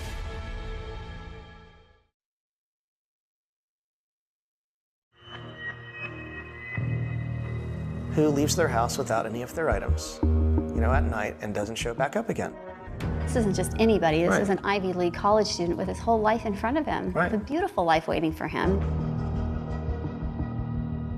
Hours had passed since anyone had heard or seen Blaze. Did he run away? Was he injured? Had he been abducted? There was no sign of him anywhere. Now, as darkness fell, there was finally a glimmer of hope. We wanted to make sure that if there was any chance that Blaze was still alive, that we took it. I wanted to ensure that not 1 second was wasted. And the Bernsteins discovered something else. It was a final text message sent to Blaze at 3 p.m. from his best friend. Hey, I'm really worried about you. Please text me. There was no reply. The Bernsteins frantically reached out to that best friend, who told them Blaze did exchange messages with someone else overnight. Now it seemed that person was their best hope of finding Blaze. We don't know what the conversations were that led up to his disappearance, so we want that information. Gideon Bernstein, through his own investigation, found out that there was communication on the Snapchat application. And so he was able to message through direct messaging Sam Woodward. We didn't know who he was. I was like, oh, we should call him. Like, he definitely knows what's going on. And so I encouraged my dad to call him, and we recorded a call. We haven't heard from him all day. He missed an appointment today, and then we started getting concerned, and I've been trying to figure things out. So you're the first real clue to the puzzle here. Yeah, honestly, I'm sorry. I don't know if my dad told me to record it or if I just had the thought that maybe having any sort of evidence that we could hold on to would be able to help us. I don't mean to put any pressure on you. I know you're a nice young man, but I'm asking you for help on this if you can, if you've got the ability to do that. Absolutely. I want to find Blaze as much as you do. During that call, Sam Woodward told Gideon that Blaze suggested they drive to a nearby park to meet yet another one of his friends, but never mentioned that friend by name. And he said he invited a third friend to come along. So I said, okay. I didn't want to speak because I didn't want to get involved, but I was listening and to my dad, just ask him questions and go back and forth. And then did he get out of the car, or what happened? Yeah, he got out of the car, and I got out of the car too, and I just asked him, who is this guy? And he's just like, you'll find out in a little bit, he's a friend of mine. And then, so I'm just like, okay, Blaze, and I just waited there by the bathroom, and I didn't see where he went. I was just thinking to myself, this is maybe weirdest, situation that we could be in at this moment. And I remember that phone call went on for a while, too. I guess I realized, did something happen to him? So I went back. I searched all over for him where I was at the library. I couldn't find him anywhere. And I guess I just figured he might just call me in the morning or just pranking me, but I'm scared now. It's a disturbing phone conversation, which now raises more questions for the Bernsteins than it answers. We were curious to know who this person was, but then we did find out he was a student at OSHA. 20-year-old Sam Woodward and Blaze were former high school classmates at OSHA. I have known Sam since he was born, kind of grew up alongside of him. I remember excitement, during Sam telling me that he was going to OSHA. Woodward grew up only 30 minutes away in the wealthy coastal town of Newport Beach. Sam was joyful. He was a really happy, special kid. He lived in this house with his parents and a brother who, by all accounts, were devout Catholics and attended church regularly. Everything we did, all the families we spent time with, were from our church. I did teach Sam Woodward in acting for the camera in his 10th grade. and I had him for the one semester. For 10 years, Phil Schwadron taught drama and directing for grades 9 through 11 at OSHA. He was definitely serious. He didn't crack jokes, didn't laugh a lot, as to my memory. Sam went to OSHA with me from 7th grade to 10th grade. I would say that he did not necessarily fit into the general OSHA artsy vibe. We came back for what would have been Sam's 11th grade year, and I said, who have I got this year? And my boss said, yeah, you're going to get them all back except one left the school. Who left the school? Sam Woodward left the school. I wasn't really surprised that he left. I kind of just thought that he left because he just didn't like it there. After leaving OSHA, Sam enrolled in Corona Del Mar High School. During that time, he became an Eagle Scout, graduating in 2016. Now, 2 years later, nothing seemed to explain how or why this unlikely pair with seemingly nothing in common ended up together in this park. And now, one safely home, the other nowhere to be found. So now you have this critical piece of information. Yeah. Do we immediately call the sheriffs and say, Yes. we have something? Yes, we did. Yep, right away. And what's their response? They come over right away. They came over. Okay. And now it was serious. We just gave him the lead of the last person we knew that he had seen. I remember taking that call and showing the police, like, look what I have. We talked to somebody who said that they know where my brother is. When I first saw the missing persons report and I was reading the details, some of those details definitely stuck out. So something told me just deep within me that this was unusual. So my then partner, investigator, Jack Ackerman, and I went to the park, probably right around lunchtime on January 4th. I had a feeling as a mother, it was my intuition that something very bad had happened.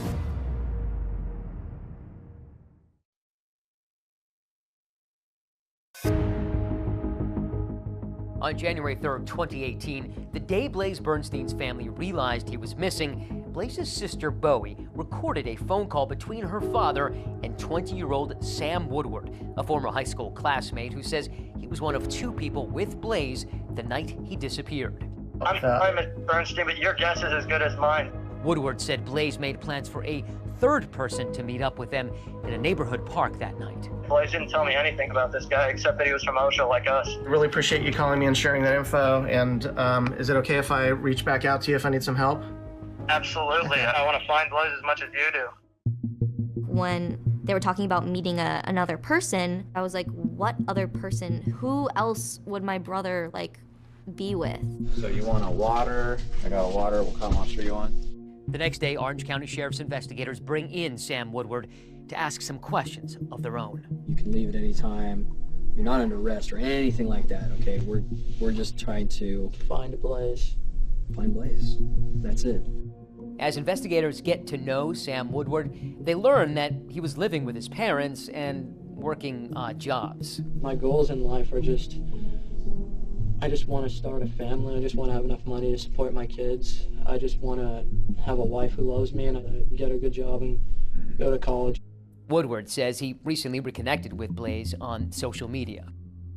He said something like, Sam Woodward. Now, that's a face I haven't seen in a while. I'm looking for eye contact. I'm looking for his general comfortability to try to gain a sense whether somebody I feel is telling me the truth or telling me a lie. At some point during the conversation on Snapchat, you decided to meet up. That is correct. For Blaze's family, the fact that he went out at all that night was a revelation. We had dinner actually at the dining room table with everybody. He was supposed to fly back to school. So it was going to be the last time my parents were going to see him for quite a while. There was no indication from him that he was going out that night. During his interview with police, Woodward said that after he picked up Blaze at his house, they drove around for a while, eventually stopping at Borrego Park. Borrego Park is in the city of Lake Forest. It's a place where you can take your kids. It also has remote hiking trails that stretch for miles. At some point, somebody exits the car, right? Mm-hmm. Did he tell you where he was going? He said he was going to meet the friend that he was talking about. just like in that call with Blaze's father, Woodward told officers that Blaze was meeting another friend at the park that night. Woodward says he stayed behind as Blaze walked away and disappeared out of sight. At one point, I heard voices raised in the distance somewhere, but I mean, that happens to my neighborhood all the time. You hear like girls screaming, like, ah! And all that. And so I didn't really pay much mind to it. But I wanted him to feel comfortable talking to me, and he was. Woodward says he looked for Blaze, but eventually gave up and went home. I mean, I don't know what happened to him, but something must have. All that matters is that we find him and we get him back to his family safe. Yeah, absolutely. Especially her talking to his parents, because his parents are really nice people. After several hours of questioning, Sam Woodward left.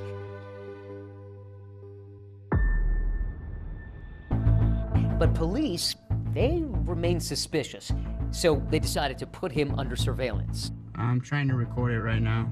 There was a large team that was deployed into the field, and we followed him anywhere that he went. And with his growing cause of concern for Blaze Bernstein comes the glare of the media spotlight. The Blaze Bernstein missing persons case is now big news. The Orange County Sheriff's Department searched the park, but they haven't seen any signs of Blaze. Blaze was supposed to be in school this morning. He was supposed to fly back Sunday, go to class today, but instead he's missing. I remember going with my dog to Borrego Park before and kind of just like walking around to see like, what if I find him here? Bowie documented that desperate period of time with pictures and videos posted on her Snapchat. Our congregation went into high gear. We printed flyers with his name and picture and the facts and who to call, and we put them up on bulletin boards and poles all around the city. At this point, it's now in the hands of the police. But you continue to work. Yes. Now you take to social media. Around the clock.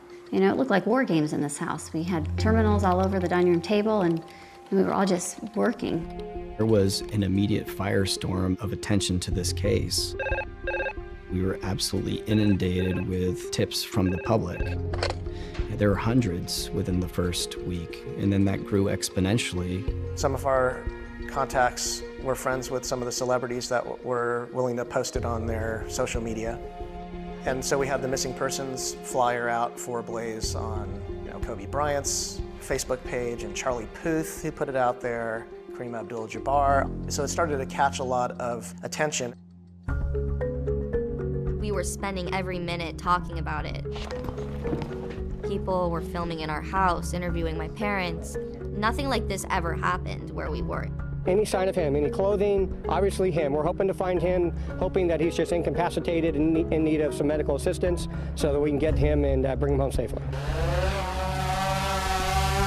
There was like this team of people with drones, and they were going throughout Whiting Ranch Wilderness Park, where we were concerned maybe my brother was back there, and maybe there was a mountain lion, or maybe like something happened to him and he was missing or lost. For the fourth night in a row, the Bernstein family will go to sleep without their oldest son at home. It was clear as the week wore on that it was more and more dire. There's a lot of pressure, immense pressure to perform. Then, on January 9th, with Blaze missing for 7 days now, a discovery which upends the case. Jack and I were teamed up. Jack said, "Dylan." You heard it in his voice. I could hear it in his voice.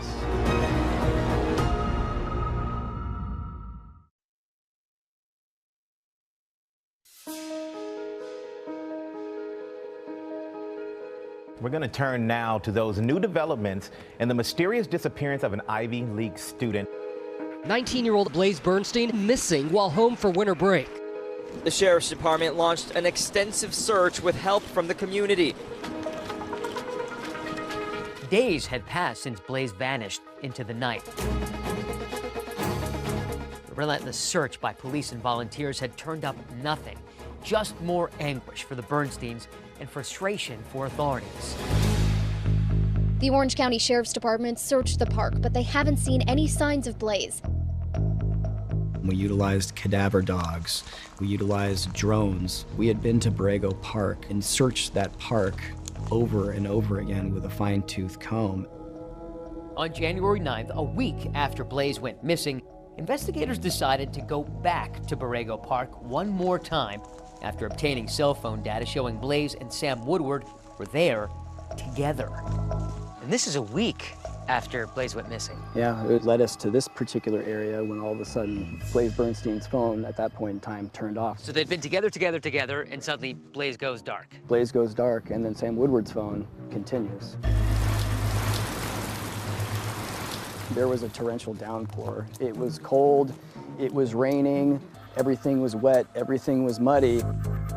We searched all this area until my partner, Jack, and I came to this area right here. I saw a spot that looked unusual. So I walked down. There was a large tree branch covering an area that looked a little odd, like the rain had kind of settled some dirt around something. I moved the tree branch, and you could see the left hip and upper left leg area of a human body. And you knew? Knew. Had to be him. Instantly. In my gut, without even seeing the face. And I knew that it was Blaze Bernstein. They must have found his cell phone as well. We located a broken cell phone about probably 6 inches, 8 inches below where the body was found.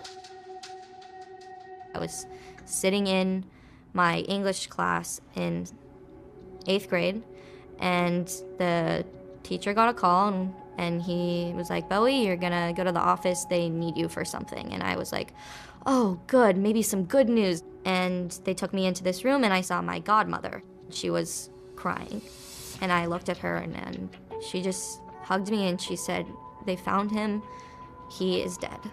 Blaze is gone." To the index in the body of a college student found in Lake Forest, California. Blaze Bernstein had disappeared 1 week ago. The case now a homicide. That was the end of hope for me.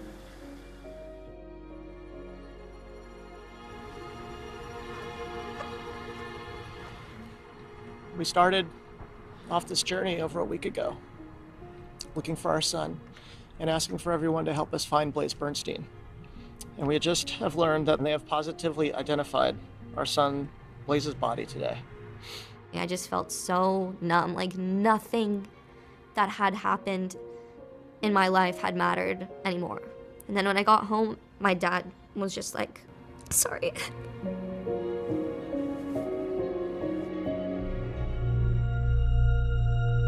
The specific details of what occurred at Borrego Park are part of the ongoing investigation.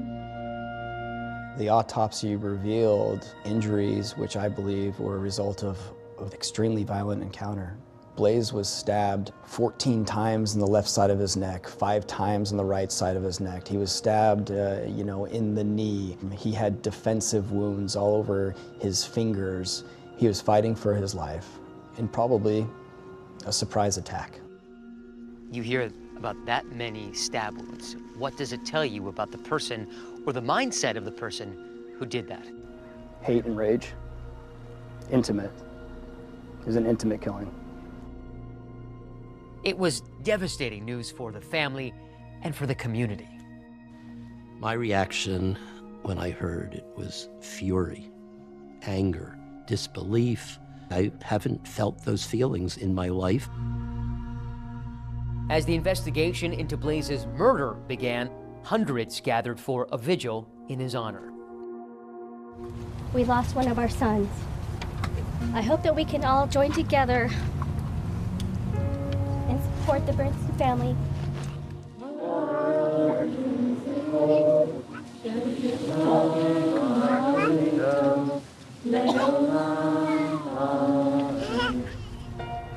The funeral was incredibly painful. We had to ask for RSVPs because we could only accommodate here in the building about 1,100 or 1,200 people.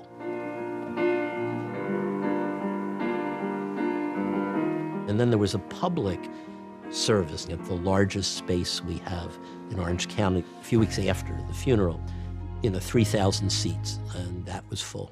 I believe most people are good. Students from Blaze's Performing Arts High School chose to sing Luke Bryan's song, "Most People Are Good." I see a lot of goodness here, and I hope that we can bring more tolerance, more peace, understanding, and love to everything that we do and make a better world for our children. Thank you. The community wrapped its arms around the Bernstein family. The park near their house where Blaze played as a child and where his body was found turned into a makeshift memorial with messages of love and support from all over the world. This is a note somebody left us. Dear Lord, please watch over the Bernstein family and give them strength during this time. Please guide our police department to help them find the person or persons who took Blaze away.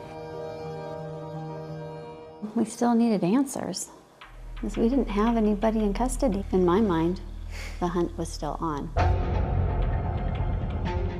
But for investigators, the hunt would become far more complex because they've discovered that the night of the murder, Blaze's best friend received a text message from Blaze's phone saying, quote, "I did something really horrible for the story, but also no one can ever know," end quote. Blaze's friend responds, "What story?" but gets nothing back. That was the last text message that was sent from his phone. The last text message from the phone of a murder victim is always going to be of critical importance to a homicide investigator.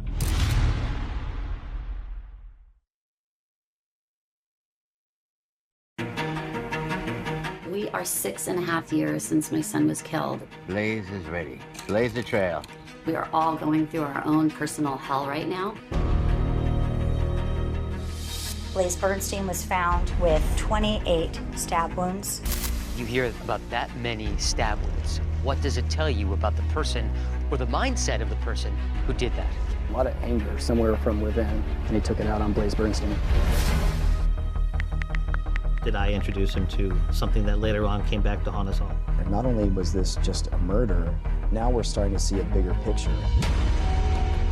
What do you make of the fact that it's very possible that a neo-Nazi killed Blaze in the United States? He's the grandson of a Holocaust survivor. This can happen anywhere. There was almost like a gasp from some people. Police believe they know who killed Blaze Bernstein. Were you planning to kill him that night?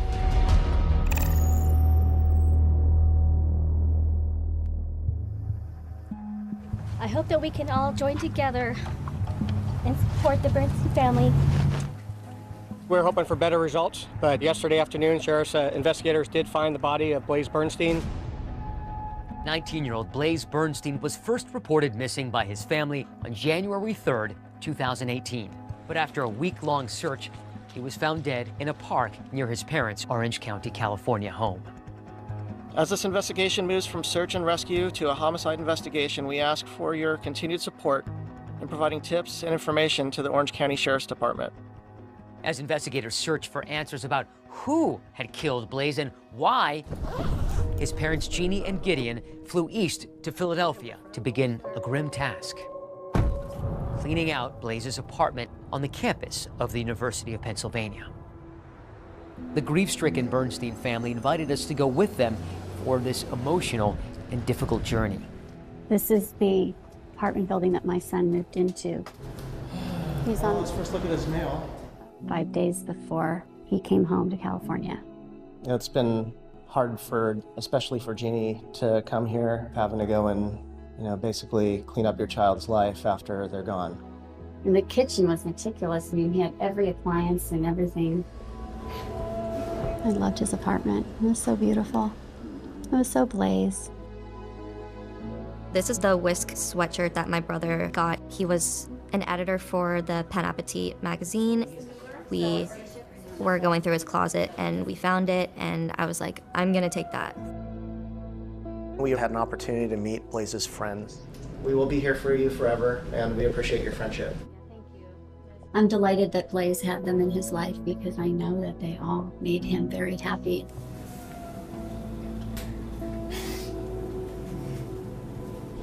You would have loved this. He used to wear this all the time. Oh, that my dad.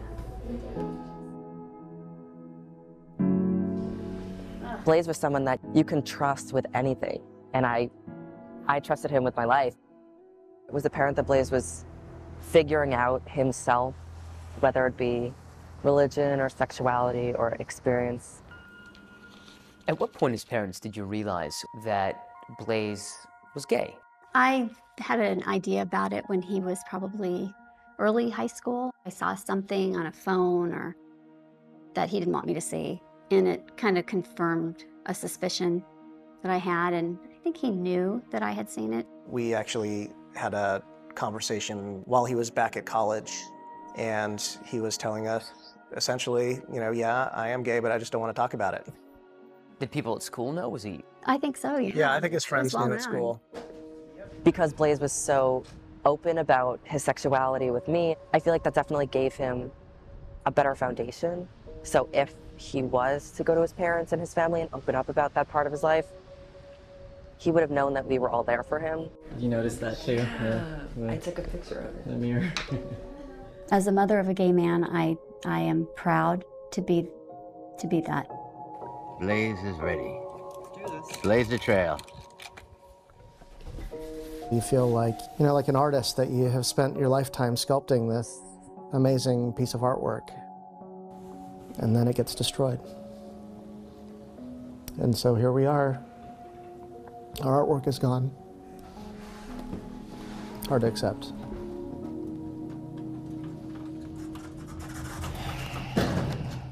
Back home in California, the investigation continued, and the focus remained on Blaze's former high school classmate, Sam Woodward, the person who admitted to driving with him to Borrego Park. We have interviewed that friend several times. That person is not in custody, and we are not prepared to comment on persons of interest at this time.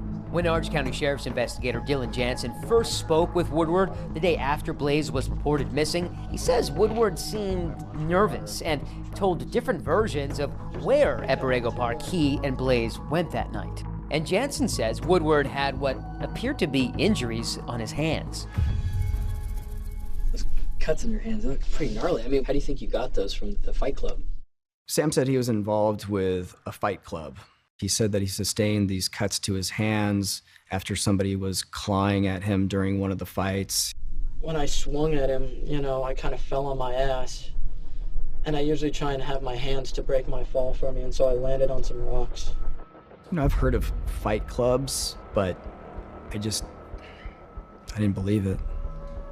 Anytime that Sam Woodward was walking around the station, when he touched the doorknobs, he would cover his hands with the sleeves of his sweatshirt. Is he attempting to cover up fingerprints? Is he attempting to cover up DNA? It was definitely something that stood out. Nearly a week after that interview with police, when Blaze's body was found, investigators went looking for Sam Woodward once again. Investigators said that when they searched Woodward's bedroom, there was some damning evidence. They found a knife with blood on the handle and on the tip of the blade.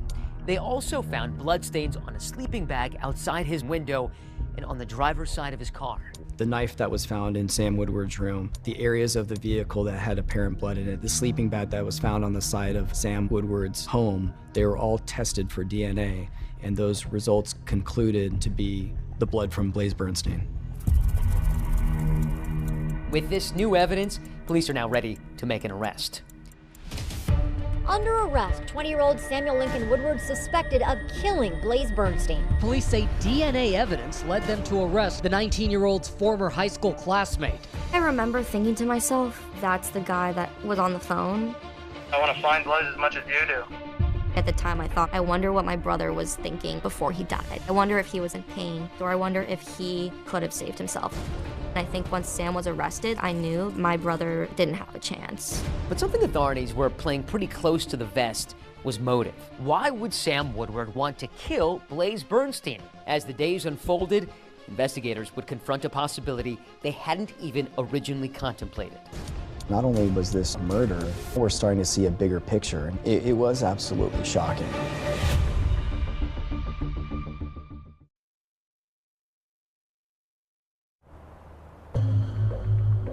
This morning, the Orange County District Attorney's Office filed one felony count of murder against 20-year-old Newport Beach resident Samuel Woodward. Before joining ABC News, I spent 26 years as a deputy district attorney in the Orange County DA's office. And for a time, I was one of the prosecutors consulting on this case. Sam Woodward was taken into custody 10 days after Blaze went missing and 3 days after his body was found. There was the victim's DNA on property that was in the control of the defendant. Well, I remember that moment well. I was sitting in my room. I think I was watching it on television, and I just thought to myself, it's finally happened. Now what? With the knowledge of how Blaze was murdered, now an excruciating reality for the Bernsteins, the focus turned to why. Blaze was stabbed nearly 20 times in the neck. Using a knife to kill is particularly violent because you have to be up so close. That many wounds says this was likely a crime of rage or of passion, more personal than your typical murder. So as a prosecutor, my next question would be, who is Sam Woodward and what was his relationship with Blaze? I had no clue why Blaze would be meeting with Sam. You know, they were never really friends in school. I just know that everybody else got bad vibes from him. Woodward grew up in Newport Beach, the wealthy suburb south of LA in Orange County. He was a Cub Scout, an Eagle Scout, and as we know, Woodward spent part of his high school years at OSHA, the same elite art school where Blaze had also been a student. It took me a couple of minutes as I watched the footage. It started to dawn on me, oh my God, that's the Sam I taught. Every kid in my acting for the camera class, it was film work. So I said, everybody pick your favorite movie and bring me a scene or a monologue from that film. And he said, I want to do something from the Army.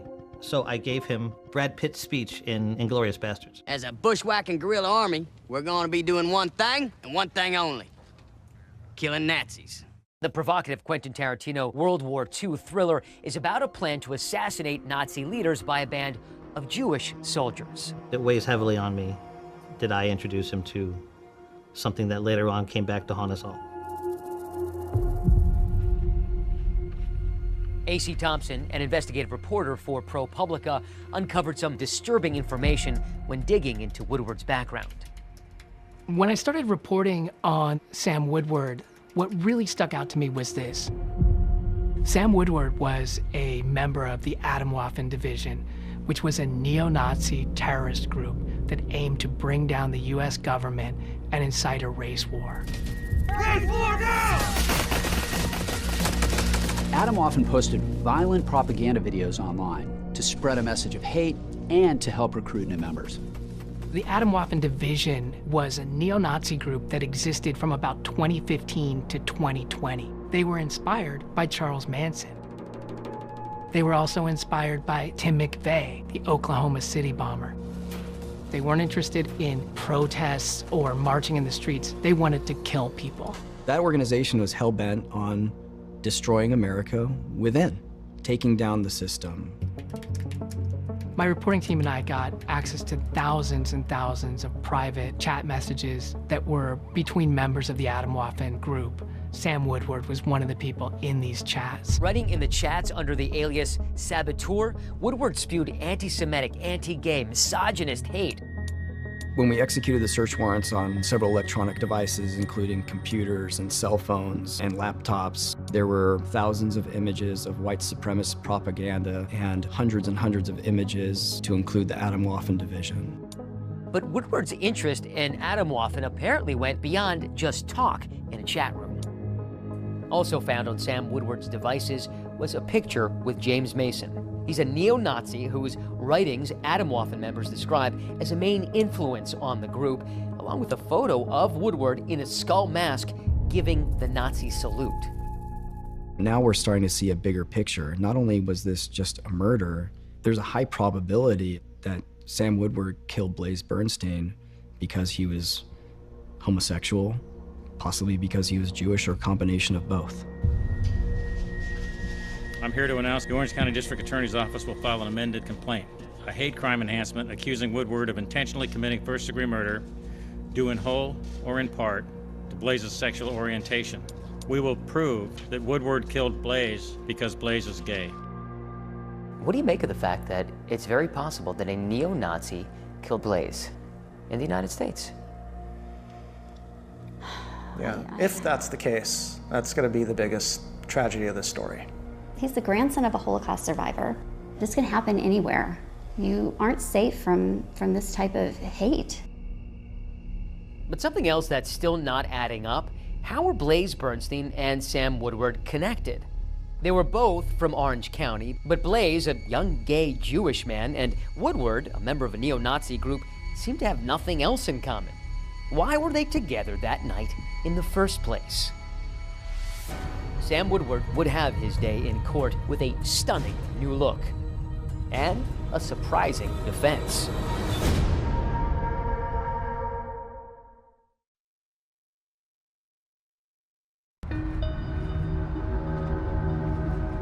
While Sam Woodward was arrested for killing Blaze Bernstein in January 2018, it would take 6 years for him to face a jury. Woodward was charged with first-degree murder, a hate crime. He pleaded not guilty.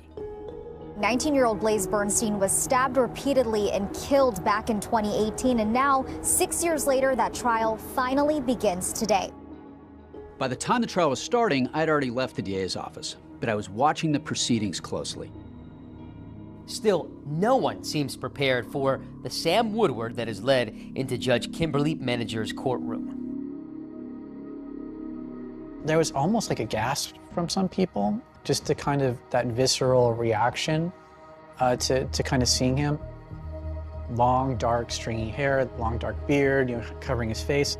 It's hard not to kind of draw mental comparisons to Charles Manson. Blaze Bernstein was found with 28 stab wounds. Senior Deputy District Attorney Jennifer Walker's opening statements tell the story of a young man who they say set out to murder 19-year-old Blaze Bernstein in cold blood. That hate crime charge, she explains, that was brought because prosecutors believed the evidence showed Sam Woodward murdered Blaze because he was gay, but not because he was Jewish. You'll see the cell phone evidence, the defendant's words, the defendant's hate. But in his opening statements, defense attorney Ken Morrison did something we definitely don't see every day by making a stunning admission. My client, Sam Woodward, was responsible for that death. The why is the single most important issue you will need to decide. This is no longer a trial about guilt or innocence. The question now becomes, did Woodward plan the killing because of a hatred of gay people? Was it premeditated? If the jury agrees, that could mean a first-degree murder conviction and most likely a sentence of life without the possibility of parole. Morrison argues for a lesser charge of voluntary manslaughter and an acquittal of the hate crime allegation, which would result in a reduced sentence and a chance for parole. The evidence will show that Blaze Bernstein's sexual orientation had absolutely nothing to do with the reason he was killed. Jennifer Walker calls her first witnesses, Blaze Bernstein's parents. Gideon Bernstein now faces down the man who killed his son as he recounts the painful moments when the family first realized that Blaze was missing. You remember where you were when you got the phone call? I do remember that, yes. And why does that stand out in your mind? Because it was the beginning of hell. Jennifer Walker then brings an Orange County Sheriff's deputy to the stand to describe what he watched Sam Woodward do on January 5th, 2018, after police decided to put Woodward under surveillance. What did you observe? I observed him what appeared to be cleaning his vehicle, the interior and exterior. He had in his possession what looked like a spray bottle of cleaning product. Now scrubbing the driver's side door. It was very strange to us. What was he cleaning? Why? Jennifer Walker then digs into the heart of her hate crime argument, portraying Sam Woodward as somebody who changed from Eagle Scout to neo-Nazi. He had developed his long-standing beliefs against Jewish people and gay people and started joining groups that espoused the views that he had. This is where Woodward's involvement in the extremist group Atomwaffen becomes key for the prosecution. Investigators say they found these images on Woodward's personal devices. The prosecution calls an ex-member to the stand whose voice has been altered and his face obscured at the request of the court. He's also using an alias. Good morning, Mr. Murphy. Good morning.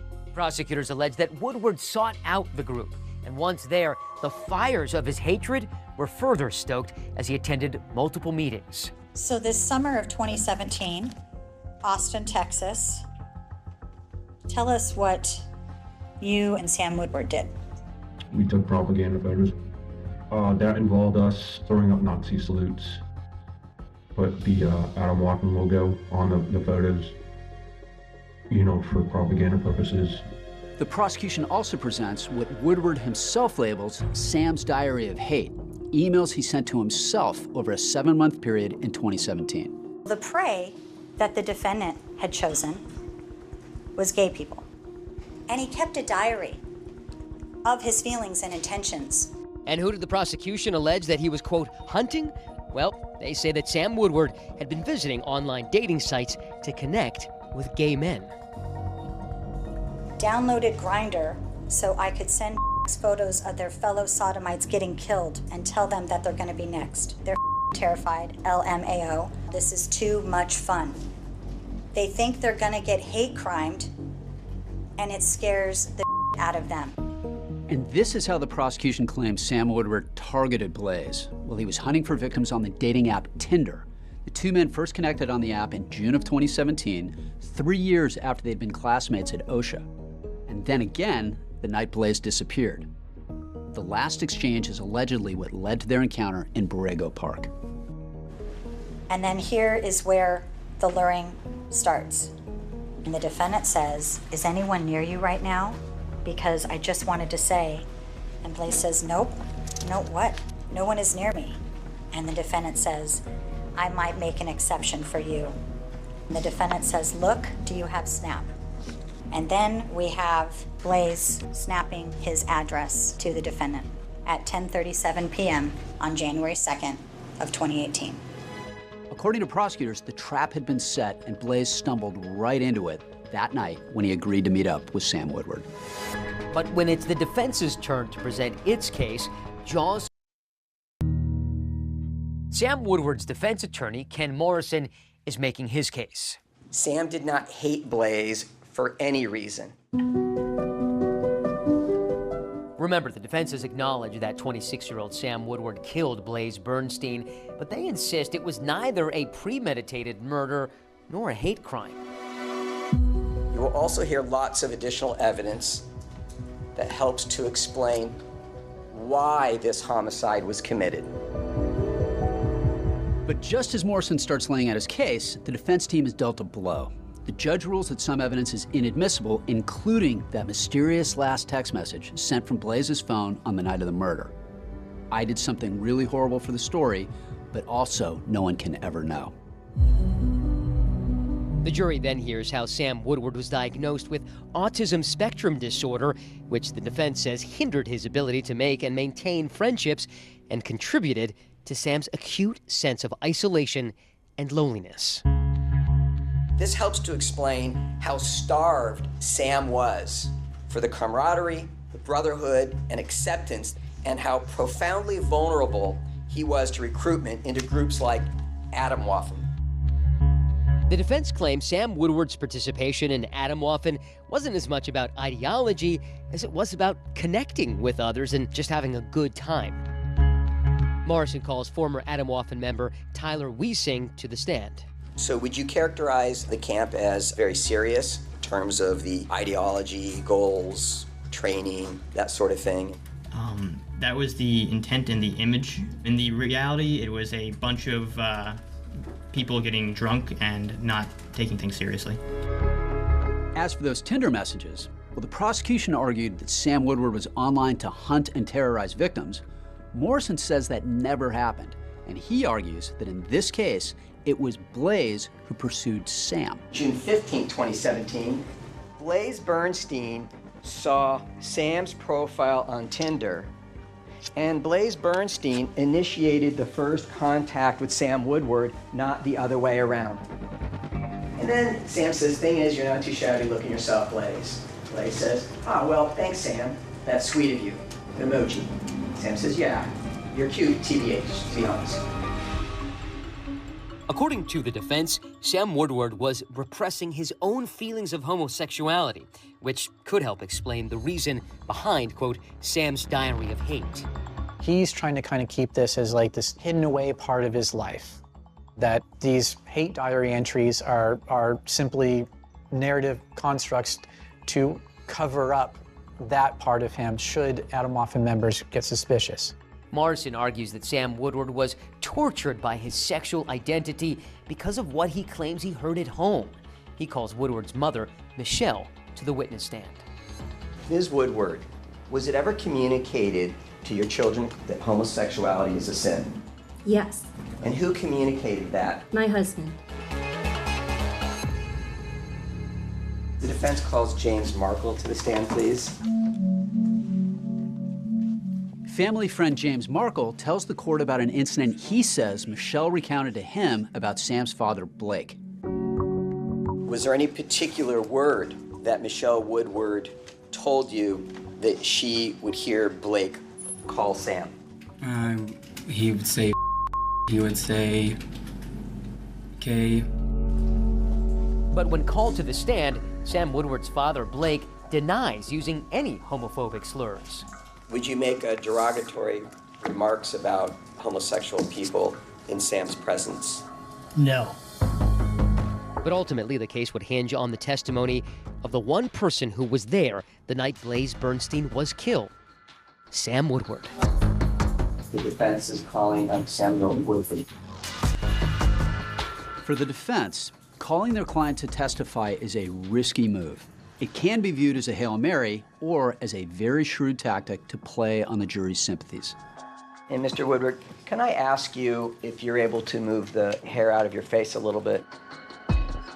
Sam Woodward's defense attorney, Ken Morrison, takes Woodward through the story of his life, arriving at a key question. Sam, was there ever a time in your life that you can recall where you wondered whether you might be gay? No. No, I can't say really there was, no.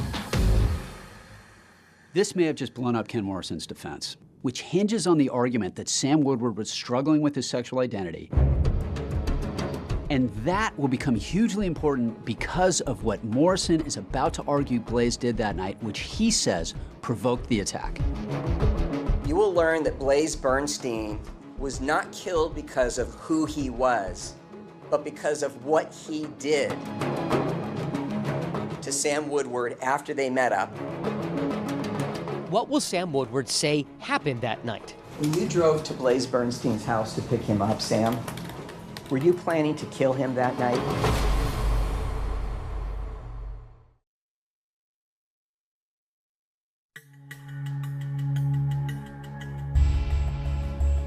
It's day 28 in the trial of Sam Woodward, and defense attorney Ken Morrison is questioning his client about the night that he and Blaze ended up in Borrego Park.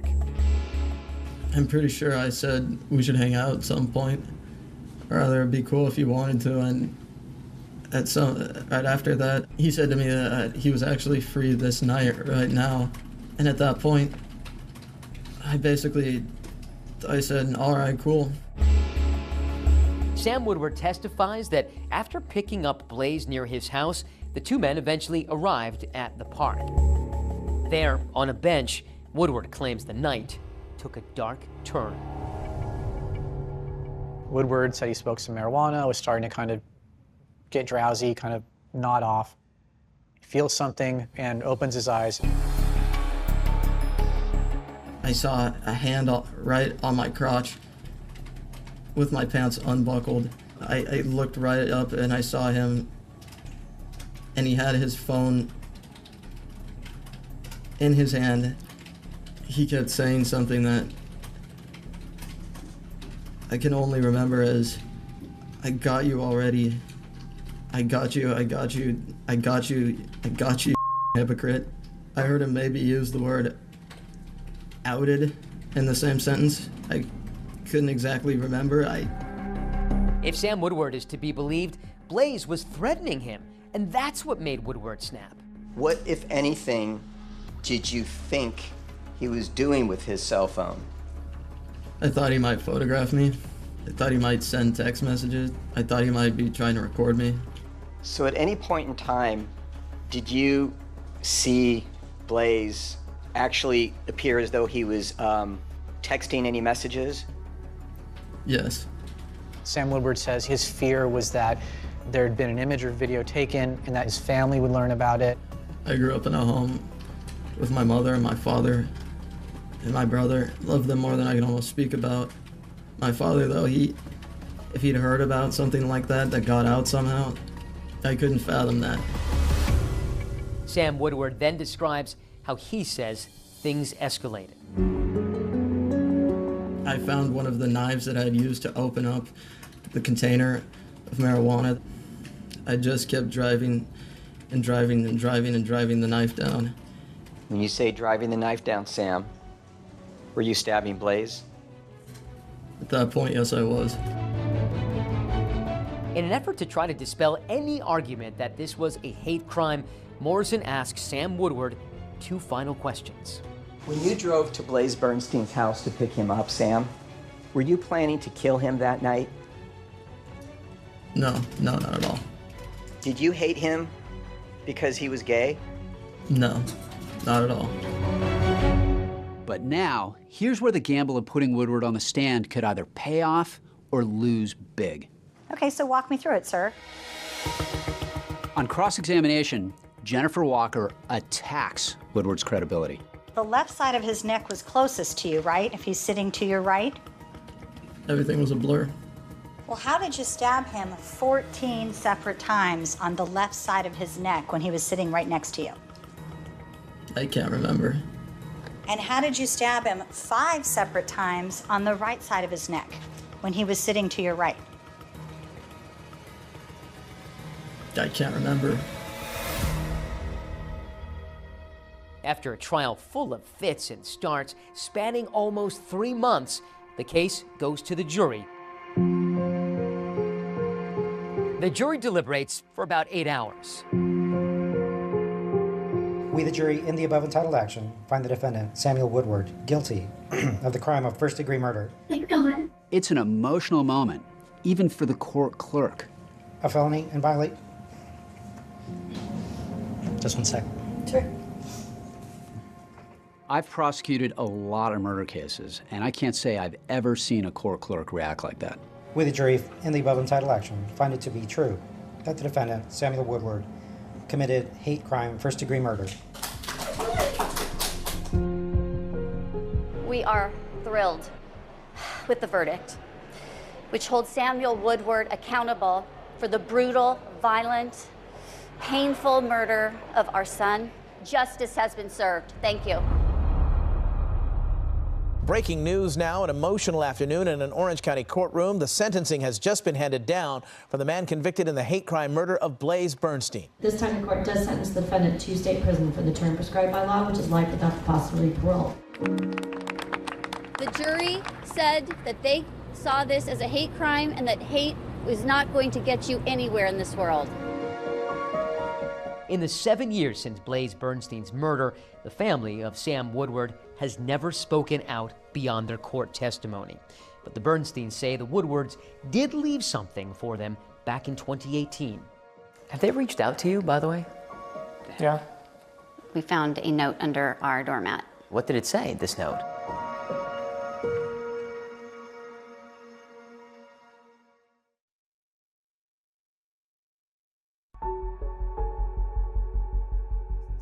Orange County Sheriff's investigator Sergeant Dylan Jansen knows Borrego Park a lot better than he would like to. In the initial days of the investigation, how many hours would you say you spent at this park here? Countless. I spent a lot of time over here just looking, thinking, analyzing, what was the truth, what's not the truth.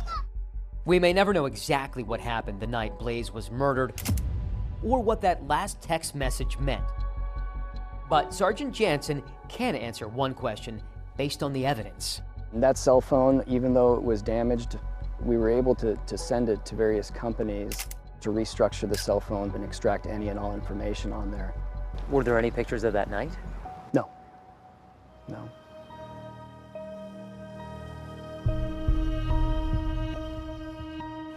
This park is pretty meaningful for you. So we stop here and go check out the garden of rocks that are now over in the corner. Do you feel that you get a little bit of closure each time you put one more rock down? I don't even know what closure is. When you lose a child, I think maybe closure for me will be just being able to look at all of these things and be happy. Almost 7 years after I walked in Borrego Park with the Bernsteins, the memorial of painted stones honoring their son has blossomed. Jeannie and Gideon have both moved away from Foothill Ranch, but they tell me they still find solace in this place. In the Jewish tradition, it is a thing that you put rocks at a gravesite. And there's a permanence to it.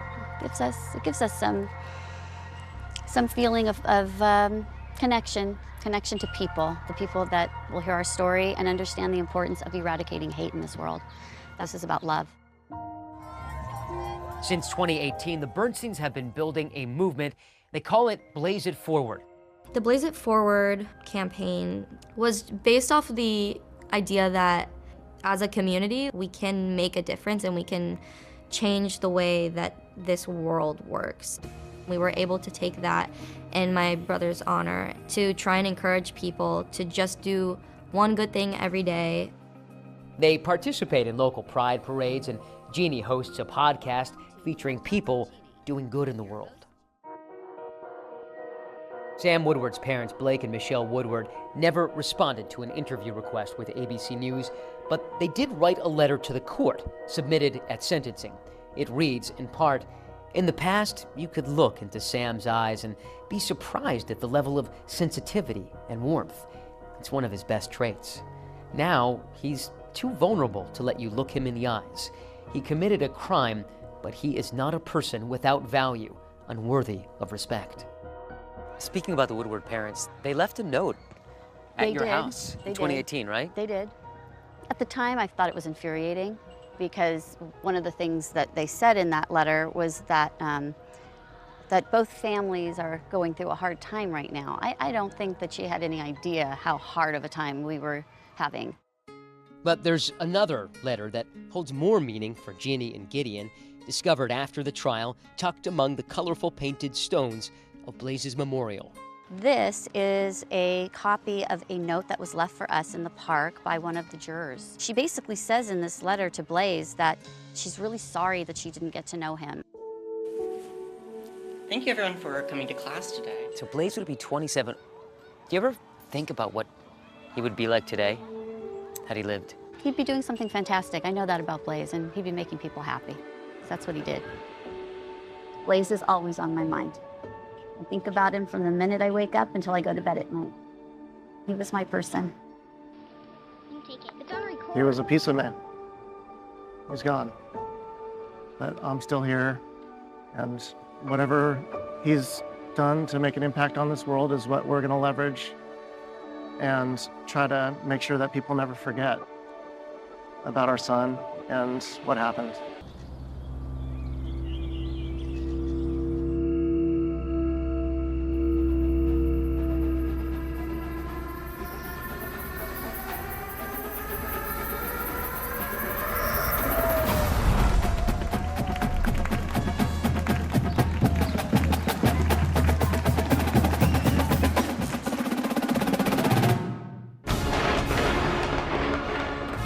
Of July.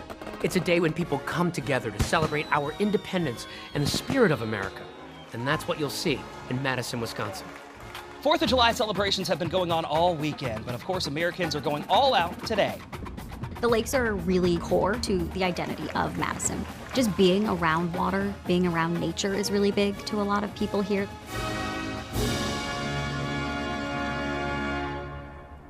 Madison is Wisconsin's gorgeous capital city. Built on a strip of land connecting Lakes Monona and Mendota, generations of families have come here to lay roots. But as residents of a small town just north of here would come to know, secrets, lies, and betrayal don't stop at these shores.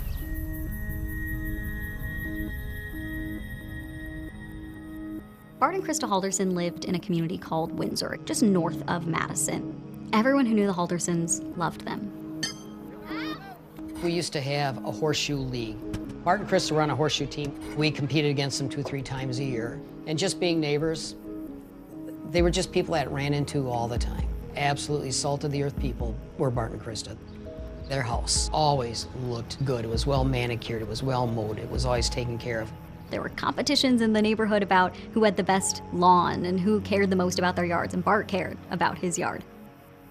Krista is an administrative assistant for a local auto shop, and Bart is an accountant.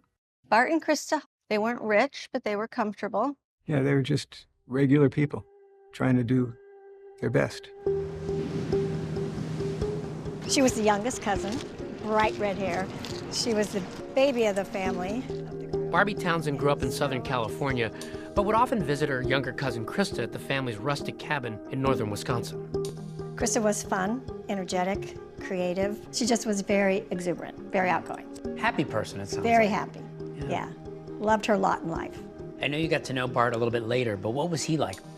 I was happy for her that she found her person, and they were a really good team. They complemented each other. Definitely, definitely. You know, he would have his strengths and she would have her strengths, but they always worked together. Barbie told me that nothing matters more to Krista and Bart than their two sons, Mitchell and Chandler. They poured themselves into their children. They did family nights, game nights. They would cook dinner, barbecue together. In spring 2021, Krista had sent a picture of them all standing together. She was so proud of them. Mitchell had been with his girlfriend at that time about 7 years, and Chandler had been with Kat maybe 2 years, on and off. Mitchell, the oldest, works in IT, and he lives with his fiancée, not far from his parents' home. And Chandler, an Eagle Scout, is a young man on the rise. He's working part-time for an insurance company, living at home while finishing his college degree. And that's not all. Chandler had told his family about this great job opportunity he had been given with SpaceX. He would move to Florida, and actually he would bring his girlfriend with him. Everything was going well for everyone. I don't know any family who wouldn't want to be in the situation the Haldersons were in. But in June of 2021, the Haldersons' good fortune takes a turn. Their eldest son, Mitchell, was diagnosed with diabetes. And then right after that, their younger son, Chandler, fell down a flight of stairs at the Haldersons' home. He was taken to the hospital, and he was diagnosed with a head injury. In that picture, on Father's Day of 2021, standing next to Bart, he's got the brace on. His neck was injured and it was going to affect his ability to walk. He might have a colostomy bag, he couldn't fly, so he couldn't go back to Florida for the job. Like his whole life was going to change because he had this fall. I know once he was in that neck brace, his job situation with SpaceX was kind of pushed on the back burner. It seemed like he would not be able to take the job at SpaceX. He wouldn't be able to help around the house. He wasn't even able to walk properly. And after that, Chandler required help. His mother would assist him going up and down stairs, would bring him meals. Although Krista doted on her sons in their time of need, she rarely missed a day of work. So on Friday morning, July 2nd, when she fails to show up at her job, coworkers are concerned. Krista was one of these people who was always at work, and she always let people know what her plans were. It's a Friday right before the 4th of July holiday, but she hadn't asked off. She hadn't told anyone she wasn't going to be there. It was really unusual for her to not show up for work. She'd never done it before. She wasn't answering her phone. A coworker decided to go over to the house and make sure she was okay. When he looked in the garage, both of the Haldersons' cars were there. The Haldersons aren't here. Their cars are here. Where are the Haldersons?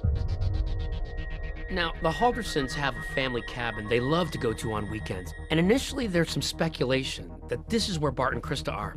But none of the neighbors saw them leave. As far as we know, no one saw the Haldersons that day. They told their neighbors when they were going up to the cabin, who they were going to be with, where they were going to be. So for there to be so many unknowns about what happened that weekend was a little unusual.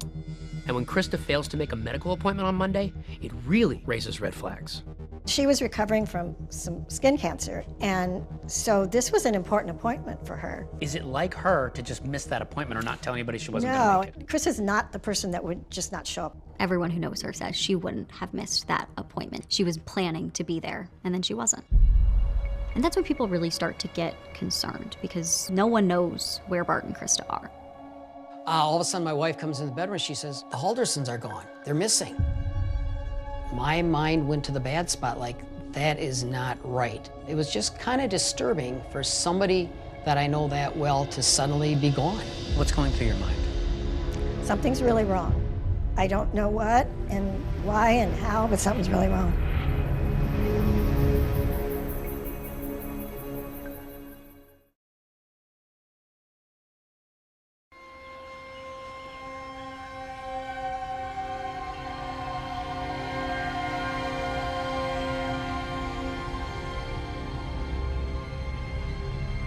The strange disappearance of Bart and Krista Halderson is a mystery, captivating local Wisconsiners. Are we rolling? We're rolling now. Including a pair of podcasters. I'm Jill, And I'm Richard. and we do the True Crime Brewery podcast. We're very fascinated with true crime and just love to really figure out what's going on behind the scenes. Ready. So, we've been talking more and more about these cases. Their podcast, as the name suggests, mixes suds We pick a beer from the area the crime occurred. with sleuthing. Today we're covering a case from Wisconsin. And have I got a beer for you? I feel like it brings together the personality of the city where the crime happened. Bart and Krista Halderson, they are just everybody's neighbor, everybody's family member, just working hard, trying to take care of their children, trying to provide the best for their family. Bart and Krista just loved the 4th of July. You could always catch them at the parade. It was probably their favorite holiday. But that weekend, in July 2021, strangely, the couple are nowhere to be found. Bart and Krista had not told anyone that they had a plan to go away for 4th of July weekend. There's no explanation forthcoming as to why they're not there. So the only time people heard from Bart and Krista over the 4th of July weekend was when Krista texted Chandler on July 4th. The text to her son Chandler says they arrived at the family cabin 3 hours north. It read, "Made it safely. Love you lots." Their friends learned that she had reached out to him, which made sense. She was a mom who talked to her kids all the time. This is where we hung out and collected rocks and played games. So this is early on. It's my dad, and that's the cabin in the background. And that's Krista right This there. is Krista. I can always tell Krista by that shock of red hair. Fiery red hair. Yeah. And she was the youngest. The cabin has been in Barbie and Krista's family since the 1940s, when it was built by their grandfather. That was like the heart and soul of our extended family. The cabin was our way to get back together and be together. There was no phone, no indoor plumbing, very rustic. Sounds like this was a place where you and Krista really bonded. The cabin was where we would reunite.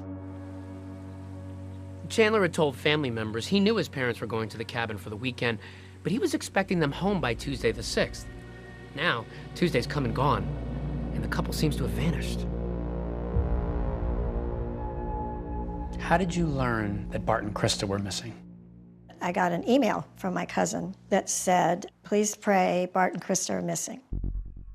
And I remember thinking, what do you mean they're missing? I can't even comprehend what that means. And so we started calling cousins, like, what's happening? On July 7th, 6 days after Bart and Krista were last seen, Chandler heads to the Dane County Sheriff's Office to report his parents missing. Chandler says, "I haven't seen my parents. We need to start looking for them." Detectives Sabrina Sims and Brian Shunk will lead the investigation, and they meet with Chandler later that day at the Halderson home in Windsor. At that point, you're here just trying to figure out what happened. Yeah, just to ask more follow-up questions and trying to get the timeline of events. His parents left around 5 a.m., basically left without a peep. From everything that you knew about Bart and Krista, was that the kind of thing they do? No, we were learning from friends and family that that's completely out of character for them to not tell people where they were going. Chandler tells detectives that his parents planned to fix a water pump and a fire pit up at the cabin, and that both were damaged in a recent storm. So he says he helped them pack supplies, including a pipe wrench, a hatchet, and gas cans for a chainsaw. He also said that they brought alcohol and cash with them. He mentioned they were maybe going to a casino to go gambling. We learned that it's out of character for them to go gambling and that the Haldersons, especially Bart, was pretty frugal with his money. When investigators inspect the Halderson home, they see both Bart and Krista's cars are still in the garage. Both their cars are still there. I say, what's going on with that? Chandler says, well, they went with this other couple. I don't know who they are, but they took the other couple's car. Chandler tells detectives that his parents left in an unknown vehicle, and when detectives review neighbors' home security cameras, they spot a white van driving down the Halderson Street in the early morning hours on Friday, July 2nd. Could this van be the vehicle driven by that mystery couple? We were looking for a van. It was an unknown vehicle, and then we saw it on surveillance camera. Hoping he might know who the couple is, investigators speak to Chandler's older brother, Mitchell, who lives close by. But he says as far as he knows, none of his parents' friends went with them to the cabin. Nobody knew who that couple was. No phone numbers, no names, nothing. I mean, for them to drive up to the cabin with somebody that nobody even knew who they were, that was very odd. Where's the other couple? That was the other thing. Where's the other couple? Because no one's heard from them, whoever they are. They're gone. Their cars are here. What are you thinking? I think at that point we decided we need to send a team up to the cabin. You've got to get to that cabin right now to figure out what happened. Yeah. I have to imagine that your mind starts going to terrible places. Yeah, your mind starts thinking all kinds of things. And when investigators finally reach the cabin in the woods, Sheriff's office, make yourselves known.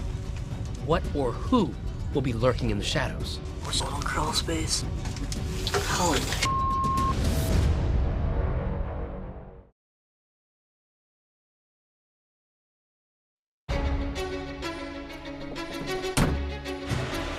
I'm Bill Callender. I'm a member of the Wolf River Fire Department and Rescue in Langley County, northeast Wisconsin. With all the recreation we've got here, and we've got a big area, people do get turned around, they go missing, and then that's usually then when we get called out.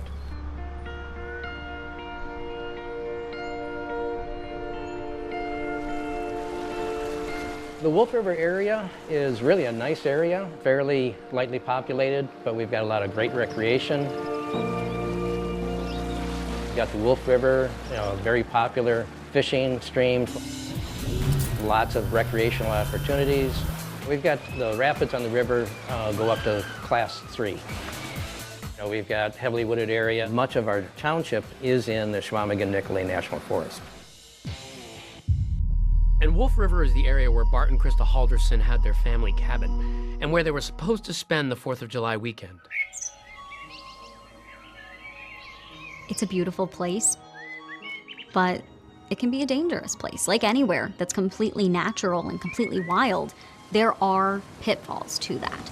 A river can easily become someplace you drown. The woods can easily become someplace you're lost. And so it's not unheard of for people to go missing in this area. Now, back in July of 21, our chief got a call from one of the Langley County deputies and said that, we may be needed. Cell service isn't fantastic out here either. Weather always seems to change, but crime never does. I'm Detective Sergeant Groans of Langley. On July 8th, I received a call to assist the Dane County Sheriff's Office with a search of the Halderson cabin. As an investigator, I was assigned a body camera, which was activated when we arrived at the property. What's your relation? You're their son. Okay, all right. So this footage we're looking at here, it's recorded by your body camera. That's correct. Okay, and who are you speaking to here?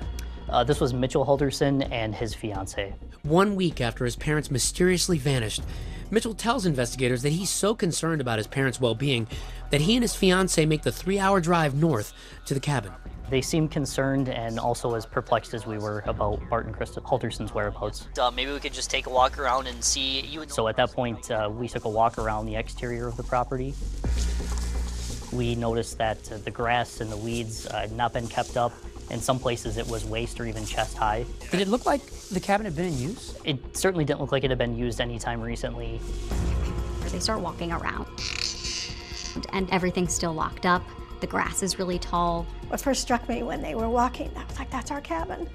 That's our family cabin. Was there a sense of urgency at this point? With the information we had and things not really making sense, our possibilities were dwindling. I was starting to just wonder what we were going to find next. And I was worried they were going to be inside. That's what I thought. Something went horribly wrong. Yeah, that was very disturbing. Sheriff's office, anybody inside? There was a concern that Bart and Krista had been kidnapped by this couple that picked him up early that morning, and something had been done to them by them. Announce your presence, make yourselves known. I think the police were very concerned that they were going to find 2 dead people there. But once inside, despite everyone's worst fears, the cabin appears empty to police. It was dark, so you could tell nobody had been there for a while.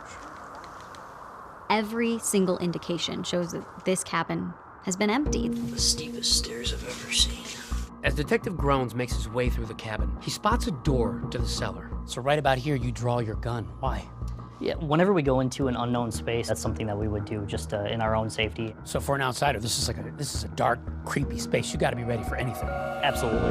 What's that little crawl space? Holy. But nothing there either. Nobody inside and nothing looks like it's disturbed. So after searching the cabin, investigators make their way down to the lake to check on the shed. There's all these outbuildings, boathouses and sheds, and all these little tiny buildings that could offer places for people to be. My thought was that Krista was being held in one of those. That's what I thought. Was there any concern that they might have been held captive in a place like this or been held against their will? With the padlocks on the outside, it is something that we definitely considered. They break the padlock on the boathouse, but Bart and Krista are nowhere to be found. I don't know a ton of details about everything that's gone on. You're filming Mitchell. What are you hearing from him at this point? Mitchell seemed concerned, and I feel as we went further into the search and we weren't finding any signs of Bart and Krista, his concern became more and more greater as the search of the property continued. He said his brother texted him that they did make it safely. Out of like reading back through stuff, they just said we're going up north. So at this point, for you, this is a mystery, right? This is definitely a mystery. We don't know who Bart and Krista are believed to be with. There are no signs of Bart and Krista being at this property. Do you know, did they have any friends, like they might have gone to their cabin in the area? I have to assume they came up to someone else's cabin, but I don't know who. Really nowhere for us to even suggest looking next at this point. We didn't have anywhere to go. We didn't have a name. We didn't have a vehicle. We didn't have a location. Truly looking for a needle in a 900 square mile haystack. And then the question is, okay, if they're not at the cabin, where are they? There were no bodies, there was no anything. So we didn't know what happened, but of course your mind goes to, did the worst happen? Are Bart and Krista still alive? As investigators and volunteers prepare to scour the county in search of the missing couple, news is spreading about Bart and Krista's disappearance. We have team coverage on these breaking developments. Bart Halderson and his wife Krista have not been seen since July 1st. What happens next? Had the craziest phone call that I had in my law enforcement career.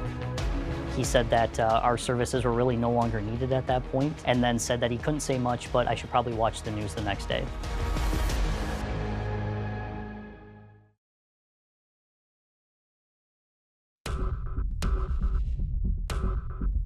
Authorities are still searching for a Windsor couple who have not been seen in days.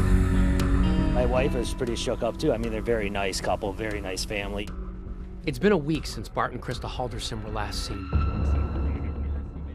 And while Mitchell Halderson is up at the family cabin searching for his parents, his younger brother Chandler is back home in Windsor, canvassing the neighborhood. He's seen on the neighbor's home security camera footage obtained by investigators. What are you seeing on the home security footage later? Chandler was going around to neighbors. You would see that they had Ring cameras or some type of security cameras on the outside of their homes. So he was going and asking them, if they had reviewed the video footage. Remember, one of those neighbors' home security cameras captured this mysterious white van, but it led investigators to a dead end. And yet, Chandler presses on. Chandler is recorded on one Ring camera asking a neighbor about their security system. Anyone would have like security cameras and stuff like that. We do.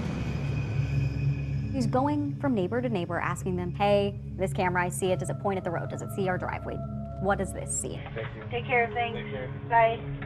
Chandler approaches another neighbor's house and waves to the camera. My name is Chandler Halderson. I live just down the road. Oh, yes. And there's one house where they have more of a professional surveillance system on the home. So he speaks to the woman there. If you were able to capture the road or my house. They discuss camera angles and whether their camera has night vision. He discovers that one is a wide-angled camera. He looks to see what part of the street that would cover. Yeah, did it capture anything on? We don't know. You can see he's really sleuthing, trying to uncover whatever evidence these neighbors may have. He was asking questions such as, can you see the road? Can you see vehicles drive by? He's out trying to figure out if anything was seen on the outside of his home at that point, you know, from when his parents went missing. He asks, could there be any footage of my parents being driven away early in the morning on the 2nd? Do you have any footage? It would be maybe helpful to the investigation to see what kind of car picked them up, of course. One household actually told him that police had already collected the video. The police actually came and downloaded everything they have. So they were here, I think, till like 9 o'clock last night and downloaded all the video she's got. Chandler walks up to yet another neighbor's house and rings their bell. The neighbor, a retired detective with the Madison Police Department, tells Chandler to meet him in the garage so that they can talk. Hey, I'll meet you in the garage, okay? Okay. The neighbor says he had a gut feeling that he should record the conversation, which he would later turn over to police. Sorry about what's going on. What it is, but I was wondering if your door camera... You do have it right now. Does it pick up the road? Some it does. Would you have any notifications from Friday morning, early, before 6:15? We can check. That's not a problem. Chandler's quest doesn't end there. Bart and Krista Halderson of Windsor had plans for the 4th. He heads to WKOW, an ABC news station in Madison, which has been broadcasting Bart and Krista's photo. At this point, Chandler, he talks to reporters. But Chandler says he's reticent to go on camera, saying he fears retaliation from whoever may have taken his parents. He thinks people might be targeting him. He says, is someone out to get my family? I don't want to be on camera, but I want people to hear from me. I want people to know I'm looking for my parents. And so he does an interview with a reporter from our station. Their son, Chandler Halderson, who asked to be off camera, says whoever his parents were traveling with from this neighborhood were to do the driving. He says he received a text from his mother. She got back to me. They made it safely. Their plans were going up with their friends and do some minor repairs on our cabin. Did you literally see them pulling out of the driveway heading out? No. With the town now buzzing about the missing couple, Chandler's back at home, and he notices a different kind of activity outside his window. Chandler sees this uptick in police activity outside his house, so he calls Detective Schunk to find out what's happening. That phone call was recorded. He was asking if everything was okay. He was asking why there were so many police in his neighborhood. A little confused. I got 2 squads parked right outside my house. Is everything all right?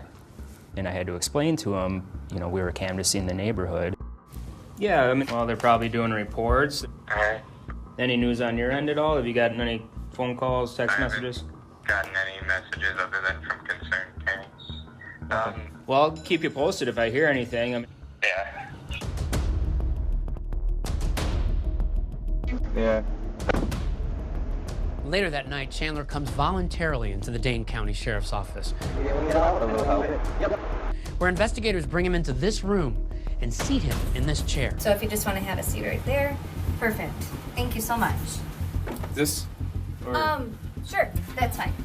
He's wearing a baseball cap, a sweatshirt, and a furrowed brow. Just so you know, I'm gonna record stuff, okay?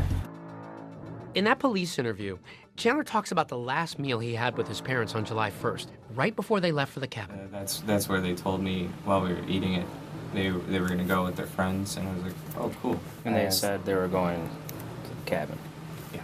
Well, okay. We're going up north. That's how they friends. referred to it.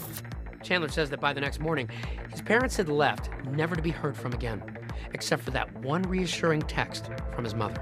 Nothing else. Yeah, so that's fishy to me. But investigators are skeptical too, and here's why. They know something Chandler doesn't. I can't tell you what we know, but we know you're not telling us the truth.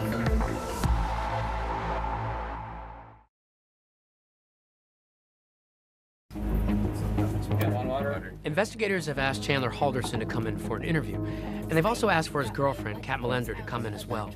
Both agree to come in voluntarily, and they're in separate rooms while police act on a new tip that's come to their attention. A farmer in Cottage Grove, a town about 20 miles away from the Halderson home in Windsor, reports a suspicious sighting earlier in the week. That's when they find something that really changes this entire investigation. One of the residents at the farm said that Chandler had come over to the house on July 5th with a vehicle and backed it up against some wooded property and saw him walking from the wooded area and found that to be unusual. You start searching the farm. You notice something overhead. What was that?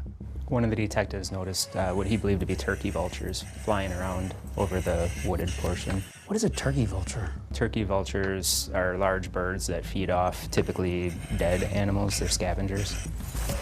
What does that trigger in your mind? He said that from his past professional experience, it kind of indicates that, you know, there's something dead in the area. And was this in the area or a similar area where Chandler's car had been parked? Yes. So the detective ended up walking the path that he believed that Chandler was on. They start to look a little bit closer. They go into the woods and then they see a pile that doesn't look normal. There, amidst the matted grass, investigators discover what appears to be the torso of an unidentified male body. It was determined that the individual was shot, dismembered after they were killed. Hidden inside an oil drum near the body, investigators find a pair of scissors, a saw blade, and bolt cutters. But even with this grisly discovery, investigators will have to wait for the medical examiner to confirm that it is indeed Bart Halderson. I mean, things at that point really changed for everybody in the case. So right there, at that moment, this goes from a missing persons case to a homicide. Yes. But here's what else has investigators intrigued. That farm has a link to someone very close to the Haldersons. So the farm in Cottage Grove, it's Chandler's girlfriend's family. They're there over 4th of July weekend. They're celebrating.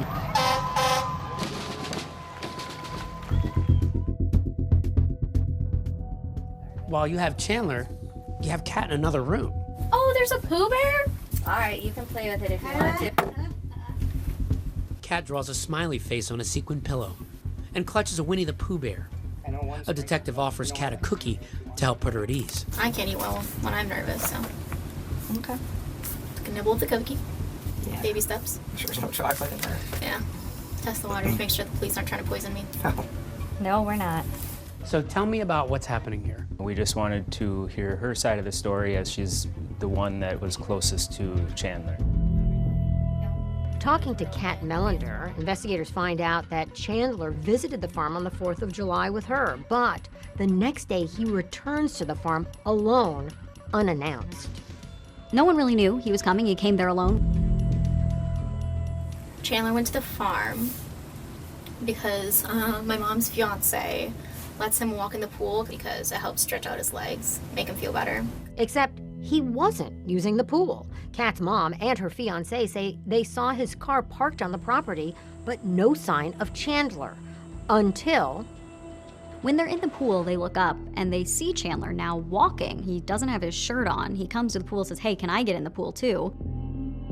He was supposed to be there swimming in the family pool because he needed to swim for some therapy he needed to do. He was not swimming. She saw him coming from the wooded area and found that to be unusual. Oh, okay. So what struck her is while he was supposed to maybe be there to swim for his therapy, he was not swimming. Correct. What I find interesting is you ask her, would anybody want to harm the Haldersons? Any friends or relatives that they've been having problems with that you can think of? No? No. I just can't see someone killing them. Like, that's the thing. Like I thought, like, maybe they got into a car accident, like, maybe their car's on the side of the road, like, I even thought, like, maybe that happened and someone took them to the hospital and they're just Jane and John Doe. Like, if someone killed them, it would have to be someone they, like, didn't know. She seems generally like, are you kidding me? No. Not them. Not them. What do you make of that? What do you make of her response to whether or not somebody would want to harm them? I think that she's telling an accurate story there, talking to friends and family members. No one would want to hurt the Haldersons. Did you get the sense that she thought that Chandler had anything to do with this? You don't think he had anything to do with his mom and dad being unheard from? No. No. No. All my friends I've talked to, they're like, no, not Chandler, no. Like, that'd be crazy. I just don't see him killing Mr. and Mrs. Halderson. Like, He had SpaceX. Like, why would he jeopardize something he, like, would dream of? I don't think she thought he had anything to do with it. Not even suspicions, not even maybe, just nothing to do with it. Couldn't be Chandler. Now remember, detectives in that interview room haven't told Chandler about any of these discoveries they've made, but that's about to change.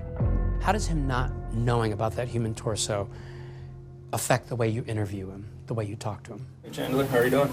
So the way we wanted to interview him initially was to have him lay out the story of what he was telling us from the first night.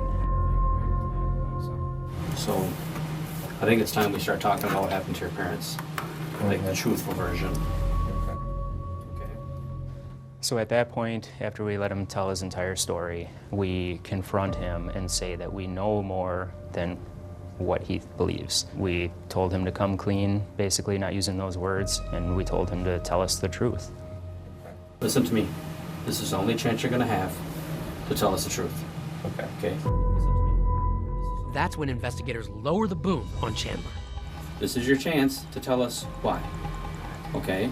I'm not BSing you. Okay? So can we do that? Now, it's time for the really hard questions. There's still another half of this couple that's missing. If this turns out to be Bart's body, where is Krista Halderson?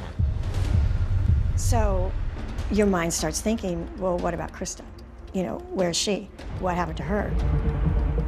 No one's seen Krista, no one knows where Krista is, but they also haven't found a body. So the question is Krista still alive? If she is, where is she? And this all leads some to be asking, is Chandler covering up for his mom? Could she have had something to do with Bart's disappearance?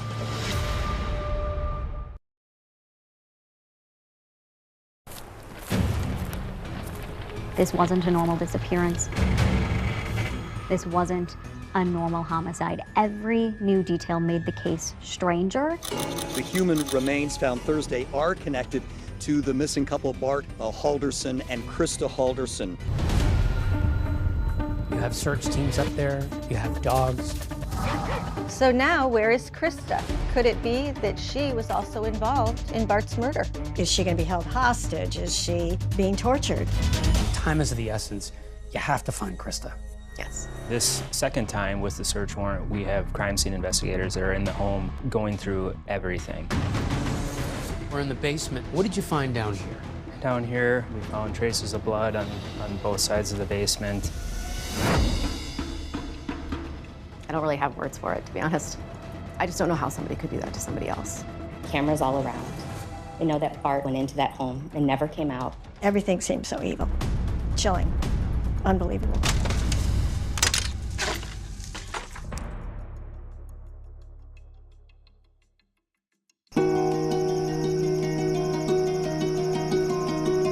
It's July 8th in Madison, Wisconsin.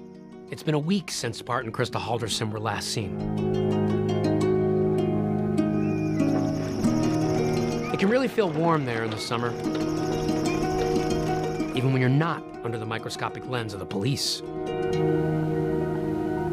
What's going on? Bart and Krista Halderson's youngest son, Chandler, is being interviewed by police, but he hasn't yet been charged in their disappearance.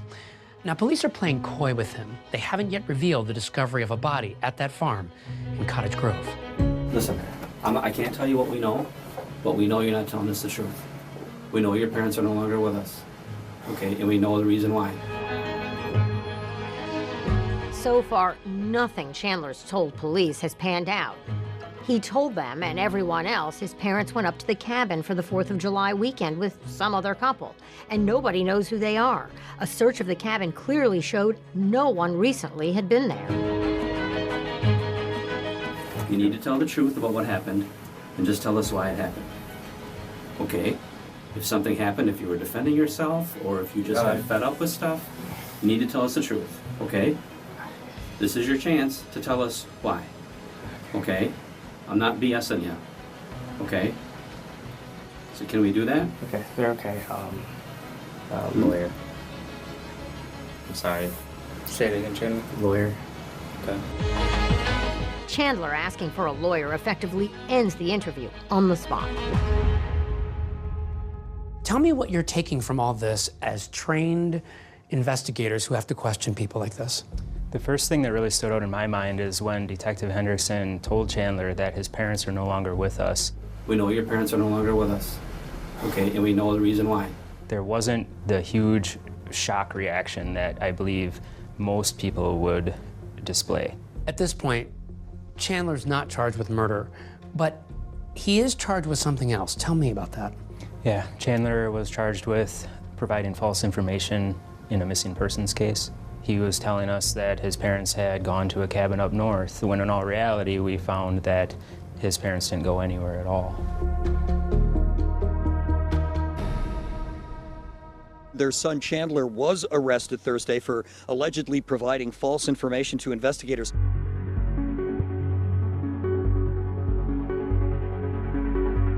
Four days after Chandler's arrest, the autopsy results on the remains found at the farm come back. The Dane County Medical Examiner confirms the human remains found last Thursday are those of 50-year-old Bart Halderson. A preliminary autopsy indicates he was murdered.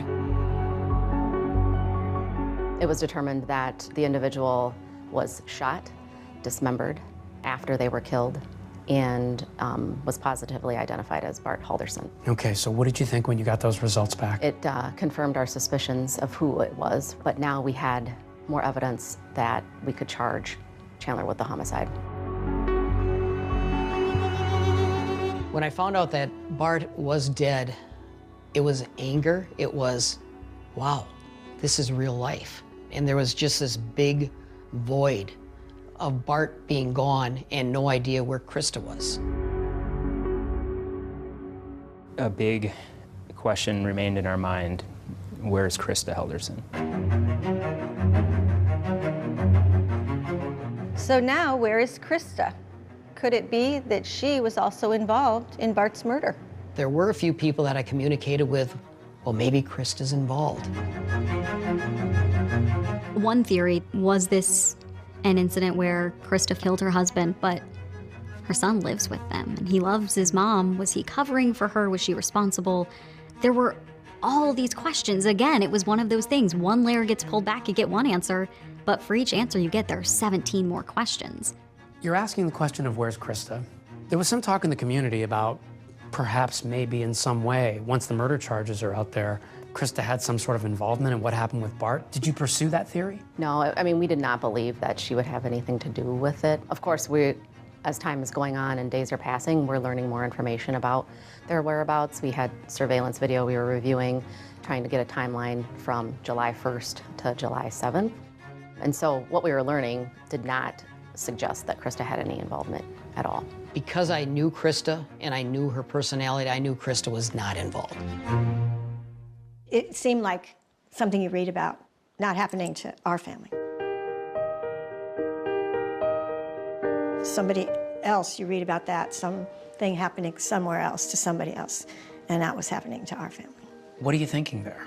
We had this tiny little hope that she was alive somewhere. Authorities are holding out hope, too, and ask the public for help to somehow find Krista alive. We are optimistic in regards to her whereabouts and where she is at, and we will let the evidence of this investigation tell us otherwise. Perhaps the most troubling question authorities are left with: why? This was a loving family. Why would Chandler, or anyone else for that matter, want either of the Haldersons dead? It didn't seem to add up. I was starting to have that sinking feeling in my stomach, like something went wrong in the family. I don't know what. Facing at least one murder charge, Chandler is lawyered up and not talking. But someone very close to him is. She had her cell phone back and had found something in her cell phone that she wanted to provide to us. It's from Snapchat. I don't know if you use the app. And you know how Snapchat messages disappear? One of Chandler's didn't.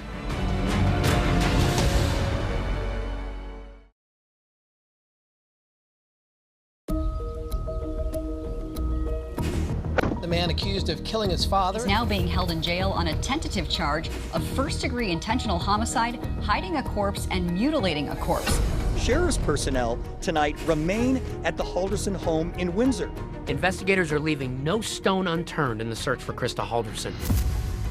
But with Chandler now in custody, hope is fading fast. Every minute that passes becomes more crucial. And there was just this big void of Bart being gone and no idea where Krista was. I'm hoping she's alive. A big question remained in our mind: where's Krista Halderson? But things are about to take a dramatic turn. When police first spoke to Chandler's girlfriend, Kat Melander, she voluntarily gave them her cell phone. And on it, they found a vital clue to their investigation. By the time Kat comes in for a second interview, both she and police realize how important it can be. So something you want to tell us right away? She comes to the realization that she didn't tell us everything and that she had something on her phone that could be helpful and valuable to finding the Haldersons. And it wasn't something that she intentionally withheld from us. Tell me what you find on Kat's cell phone. During the review of Kat's cell phone, we found numerous clues and treasures that I don't even know she knew she had. We found all of their message history, and we also found a screenshot of a Snapchat location that she had had. That screenshot saved on Kat's phone shows Chandler's avatar labeled hubby on the banks of the Wisconsin River. Snapchat is a social media app specifically designed to share photos that disappear. Once you open a message, you only have a few seconds to take a screenshot before that picture is gone for good. In 2017, Snapchat added the feature Snap Map, which also lets you share your location with friends in real time. And why did she have him on Snapchat in the first place? They had a time in their relationship where he had cheated on her. She had his location services on for Snapchat. It was an agreement they had. She wanted to be able to know his whereabouts. With her lawyer present and her cell phone in hand, she voluntarily talks police through what she now realizes could be critical evidence, a technological smoking gun. It's from Snapchat. I don't know if you use the app, but that's him by the Wisconsin River off of Gulf Road. Okay. And that's It's got a 8:58 timestamp on it. Okay. in the morning. Sure. And then my phone always tells me what day it is. So it's Uh-huh. July 3rd, 8:58 a.m. The continued presence of sheriff's personnel at the Halderson home has become almost background for this neighborhood here. Krista Halderson remains missing. With the case in the news, Kat and her lawyer decide this information could be useful to police and to Kat. Right before Kat goes back for that second interview, we're getting updates from law enforcement, and one of those comes in the form of a press briefing. And a reporter asks, is the girlfriend a suspect? And the sheriff didn't answer. And that freaked Kat out. Is there any way you guys can change the narrative to indicate that the girlfriend's not a suspect and that she's not somehow somebody you suspect? How early did you clear Kat Melander? Pretty early on, once we started looking at her phone and finding out other information about Chandler. But there were, different investigators in the command post that had different theories. Was she in the circle? Was she out of the circle? And we just had to do our job and let the evidence lead us to the conclusion, and she was not involved whatsoever. Law enforcement was very clear. They don't think Kat had anything to do with these murders. Why do you think she was so eager to offer all this information? I think because she wanted to clear herself. Why did she do a screenshot of a snap map on Chandler at that time? She had left Chandler's house that morning on Saturday, and he was supposed to go to do some chores. And then she later looked at his location and saw that he was up by the Wisconsin River. She goes, this is where he was, middle of the morning on Saturday, after his parents went missing. He told me he was gonna be doing chores at his house, and then he wasn't answering, and I checked Snapchat, and he's in this random area right along a river. She didn't know why he was there, so she started questioning him about his location and what he was doing there. I was like, hey, where you at? Where you at? Like, you're not responding to me on Snapchat. And we ended up calling, and he just said he was in a dead zone. Kat knows this area. It's a swimming hole. She's been with Chandler. They'd been that summer. Have you been to that spot? Do you know?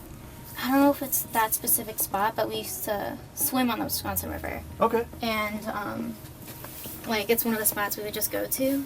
And I've only been there maybe 3 times. Okay. But he's gone swimming there a couple times. In fact, other friends told police that was Chandler's favorite swimming spot.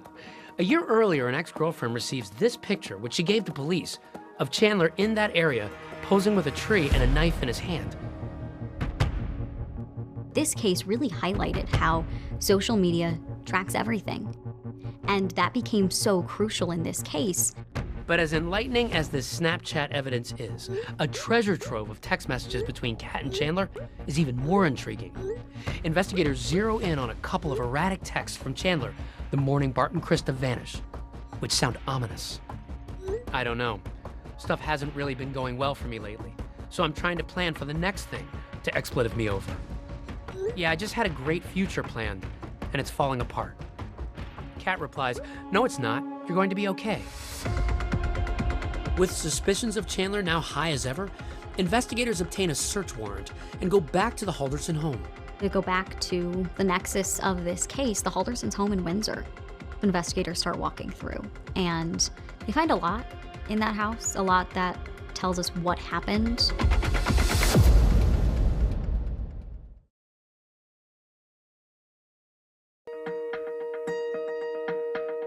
The Dane County Sheriff's Office now considers this to be a homicide investigation. That's because they found the remains of Bart Halderson late last week in a rural area of the town of Cottage Grove. On July 11th, a judge authorizes a search warrant of the Halderson home in Windsor. It's where they were living with Chandler. It was the last place we know Bart and Krista were. So investigators start walking through. Investigators are familiar with the home as they'd been there just a few days earlier. To step back a little bit, this isn't the first time you've been to the house, right? Right. Okay, so what did you do the first time when you were in the house? What did you find? When we were in the house the first night on July 7th, Chandler did walk us around after we interviewed him and showed us what he wanted us to see around the home. As the investigators entered the den on that initial search, they noticed the fireplace looked not quite right. It has a glass front, 4 glass panels, or there's supposed to be 4, but one of them is missing. There was a glass panel that was broken out in the fireplace, and he had disclosed that to deputies and to us the first night we were in there, and explained it that he was playing ball with one of the dogs, and the dogs broke the glass fireplace. And so that was his story. Dog broke a panel, there was broken glass everywhere, I was cleaning it up, I cut my foot, I got some blood everywhere. Chandler's saying there's broken glass and there was a lot of blood, but it's not related at all to this case. It was my dog's. And when they look at his foot, they realize it's not a huge cut. He didn't slash the bottom of his foot open. It looks kind of more like a pinprick. Not necessarily something that seems like it would come from glass being all over the floor. You found his blood, but did that line up with what he said about cutting his foot? And that's why that blood was there? Or was it that you might have gotten a sense that it was something different? It could mean that Chandler had cut his toe near the fireplace, but it wouldn't explain why Bart and Krista's blood would be in the same area. And on that second search of the home, luminol testing would reveal traces of blood belonging to Bart and Krista Halderson in the living room, leading investigators to believe they've both been murdered. But as they continue their search, they find more ominous evidence. During the search warrant, we did find 2 cell phones and Bart and Krista's driver's licenses wrapped in tinfoil in a shoe in the garage. What does that tell you? That told us that Bart and Krista didn't go anywhere. And how does that poke holes in what Chandler told you? Chandler had told us that he was messaging back and forth with his mother, Krista, on Sunday, and that Krista was messaging him that they made it, and that they were going to be watching the fireworks and the parade. We found that that was not true. How could she be texting him if her phone is sitting right there wrapped up in aluminum foil? Yes. The phone proved that Bart and Krista never left their house. They never went to the cabin. The only other person who was home was Chandler. Do you have any sense of why they were wrapped in aluminum foil? I think Chandler thought that would protect them from cell phone towers. Detectives also did an extensive search of Chandler Halderson's bedroom, resembling something like an armory. So in Chandler's bedroom, we actually located a case of approximately 480 SKS rifle rounds.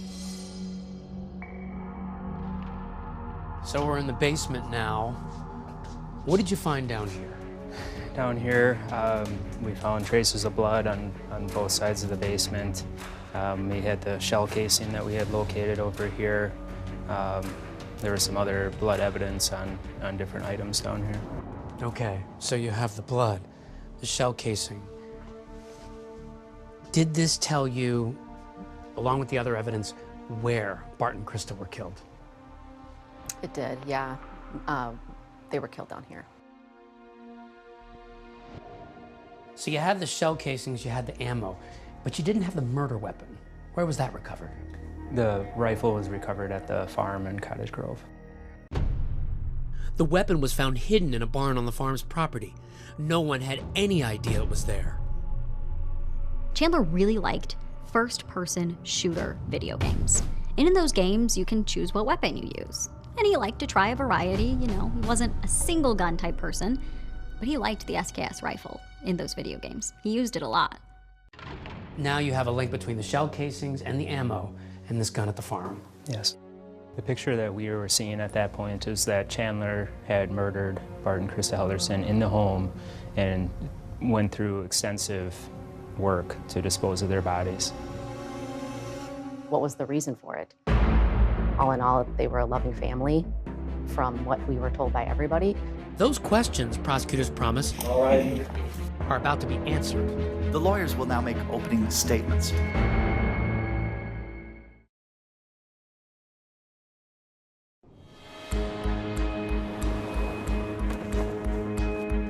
Got a GPS on the phone. Go ahead and give it to me. It's from Snapchat. I don't know if you use that, but that's... You been to that spot? I don't know if it's that specific spot, but we used to swim on the Wisconsin River.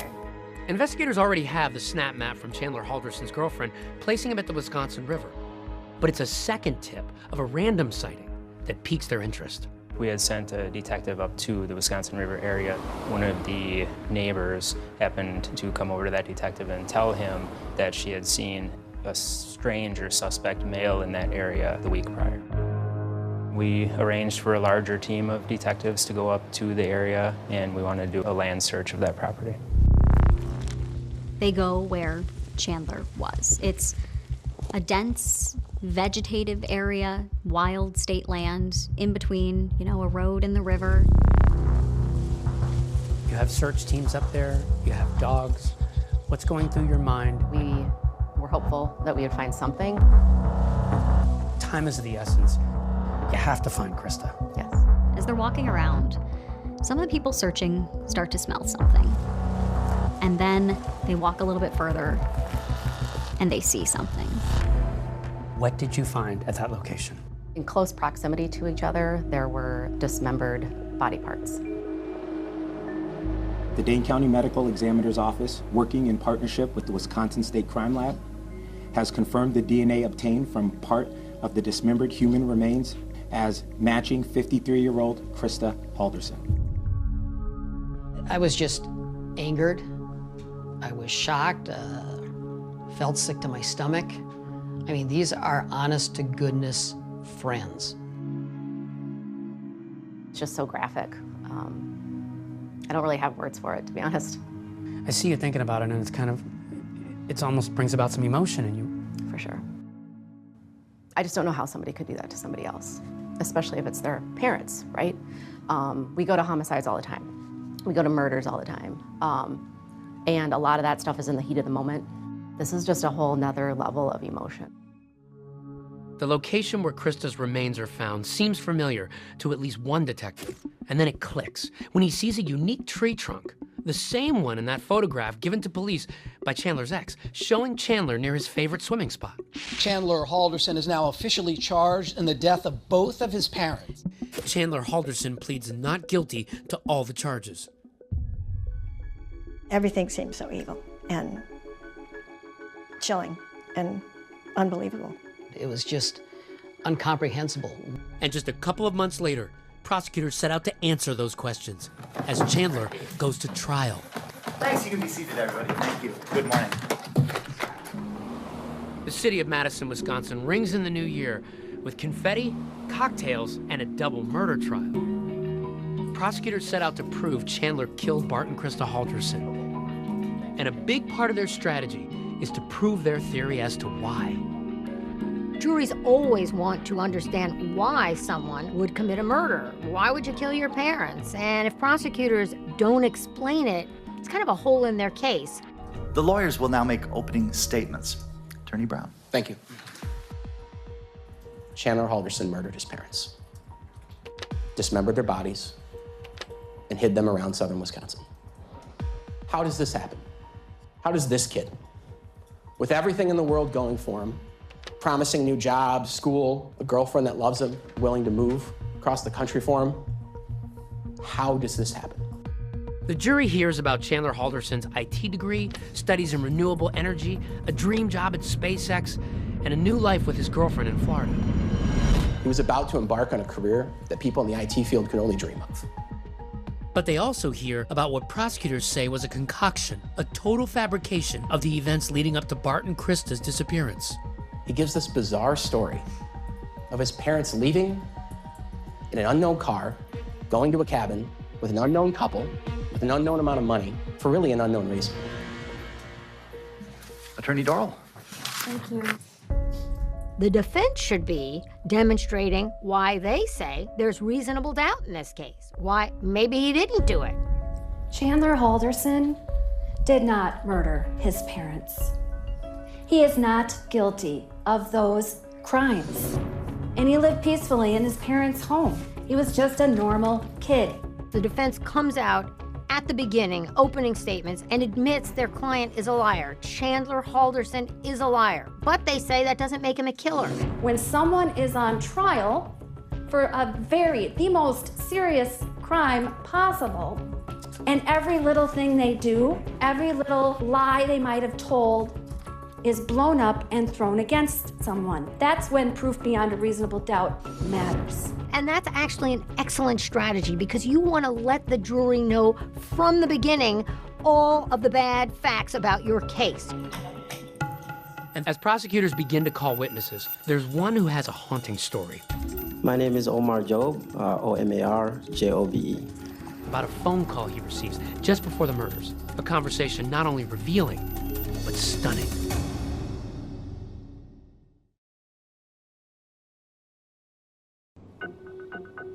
The trial continues for Chandler Halderson, who's accused of killing and dismembering his parents, Bart and Krista Halderson.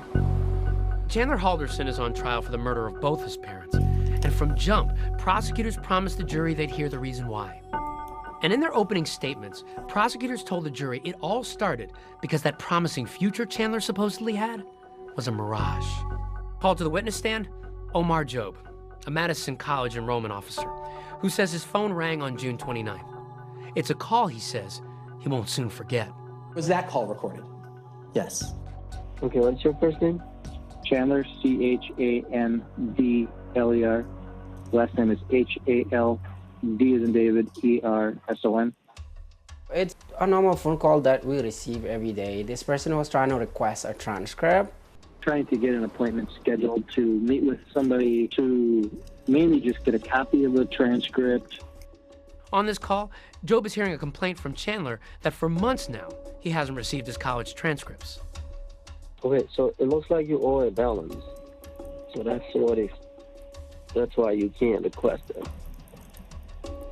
Hello? The jury listens as Omar Jobe then tries to confirm what classes Chandler is taking. You were taking IT classes, right? I don't see that you were in a program. But prior to the IT, there was a solar program too. Yeah, but I don't see that. The IT degree is in there, right? No, those are just classes. I found that Chandler was taking classes at Madison College for a couple of semesters, and then he stopped. But here's the thing about that phone call. It's not at all what it appears to be. At that time, it didn't register in my mind.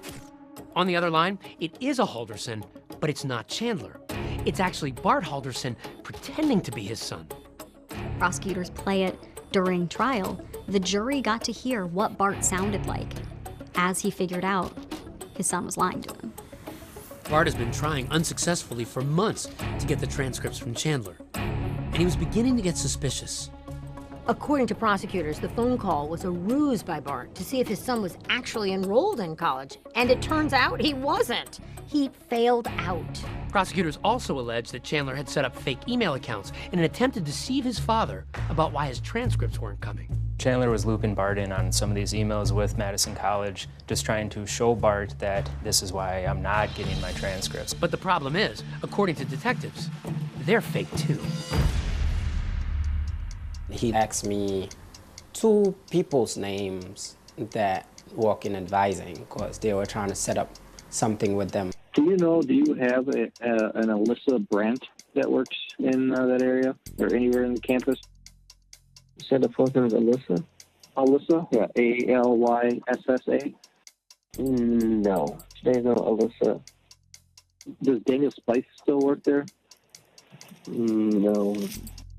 Chandler had made up fake emails with fake school employees to email back and forth about the transcript issue. Can I ask you, what is the end part of every employee's email who works for Madison College? MadisonCollege.edu. No one uses a Gmail account as their official Madison College email? No. But college wasn't the only alleged deception Chandler carried out. Prosecutors call in witnesses who reveal things like that internship at American Family Insurance.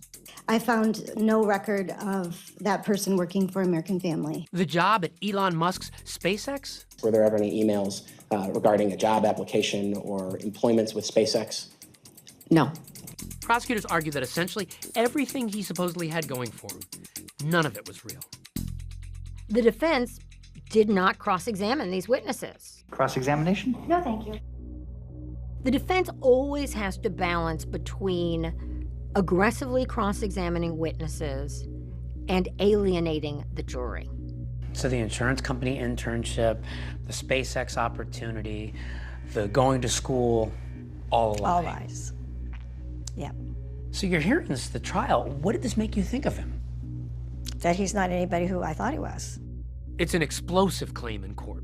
Authorities say Chandler has been perpetrating this catfish scheme for at least a year.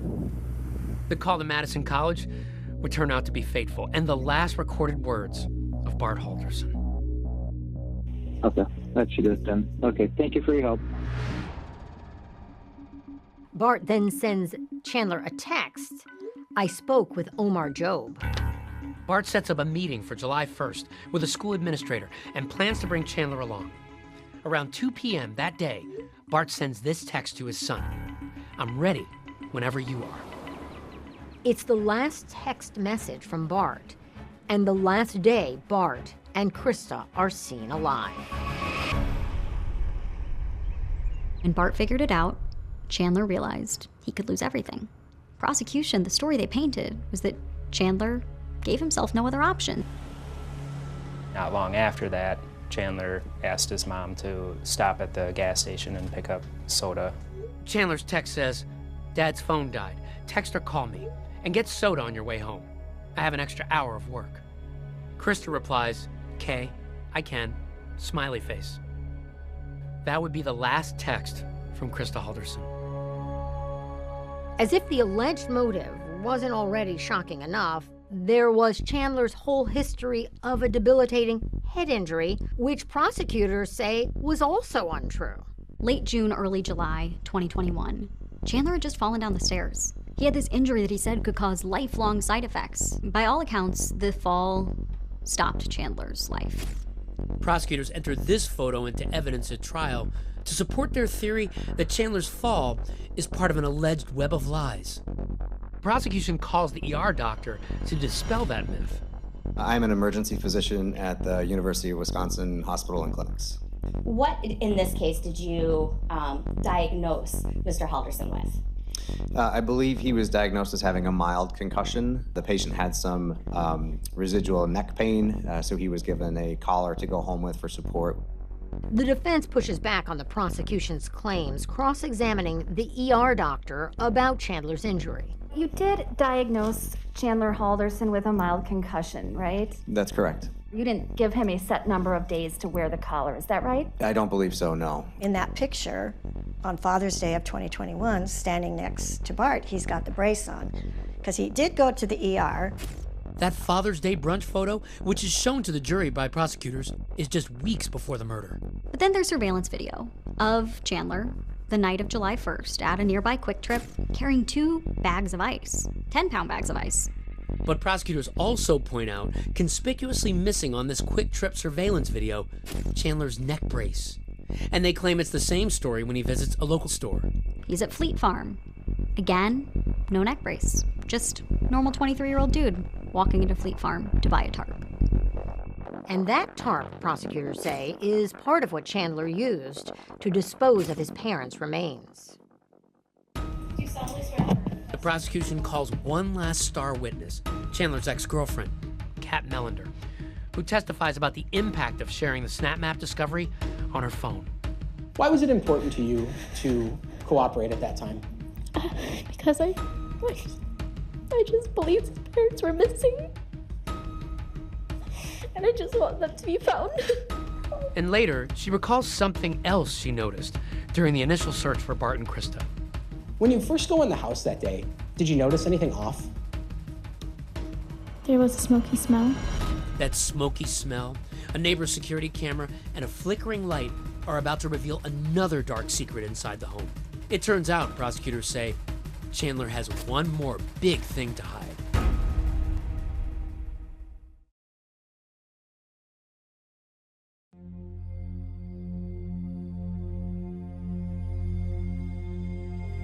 It's day 7 in Chandler Halderson's trial, as he stands accused of the murder of his own parents in what prosecutors say was a desperate attempt to conceal a secret web of lies. But what the jury hears next is some of the most disturbing evidence yet. We had a grand total of 230 bones, fragmented bones that were found, again, inside the fireplace, on the grate, and also on the ash disposal area. So we found video footage from one of the neighbors that actually watched the backside of the house. And through a forensic analysis of that video, our examiner was able to determine that the glow in certain windows of this home was indeed the fireplace. What was the most disturbing moment of the trial for you? They showed the fireplace burning all night when he was trying to cremate the skulls of his parents. I almost got sick watching that. The defense didn't challenge Dr. Figueroa Soto's testimony. After 8 days of testimony, it's the defense's turn. Everyone's wondering what Chandler's case is going to be. But in a surprise move, the defense rests without calling a single witness. Attorney Dorrell, will other witnesses being called this morning? No, Your Honor. Watching this trial, it was so one-sided. There were 8 full days of testimony from the prosecution. They had so much evidence. The defense was the opposite. This time I will invite the state to present its closing argument. In closing arguments, the prosecution urges the jury to look at this image of Bart and Krista, likening the pieces of evidence to that of a jigsaw. Solving a case and thinking about whether or not a person is guilty or not guilty is like putting together a puzzle. And it's your job as the jury to put that puzzle together. It's not a whodunit. We know that Bart and Krista went into that home and never came out, at least as whole people. Attorney Vera, would you please present the defense closing? Thank you. While the defense says all the state was able to prove was that Chandler is a liar, not a killer. Kids lie to their parents all the time. Motive does not mean intent. Do you know if it was an awful accident? Do you know if it was intentional? Do you know if there was someone else involved? You don't. And that's a problem. Just after 3 p.m., news breaks that the jury has reached a verdict. Breaking news. In just about a little over 2 hours, the jury has reached a verdict in the Chandler Halderson case. When we found out that the verdict was in, it had been 2 hours. No one knew what was going on. People were waiting on pins and needles to figure out what that was. We, the jury, find the defendant Chandler M. Halderson guilty of first-degree intentional homicide. Chandler Halderson is found guilty on all 8 charges. So what was your reaction to the verdict? I would like to say it was relief. It really wasn't, because it's still sad, it's still grotesque, everything about it. There was some closure for the family. To me, it was just and fair. In March of 2022, at sentencing, Chandler breaks his silence for the first time. Your Honor, I want to take this opportunity to state my intent to appeal my convictions. If there are any lawyers listening and willing to take on my appeal, take a moment to please reach out to me. It's not that I do not have feelings. It's that I was warned to not show them due to the scrutiny of this case. Thank you. No remorse, no empathy, no love to his parents. Chandler is sentenced to life in prison without the possibility of parole, still leaving his family and friends with far more questions than answers as to why he murdered his mother and father. The Haldersons and I were friends for about 25, 26 years. And there was never a crossword. They were just good people. If there were more Bart and Kristas in the world, it would be a better world.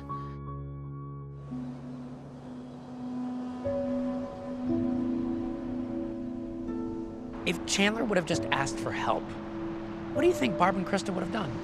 They would have given everything and anything to help him. They would have been there. That's the kind of people they were. If you could talk to Krista one more time, if you just had one more moment to say something to her, what would it be? I would say you were a great mom.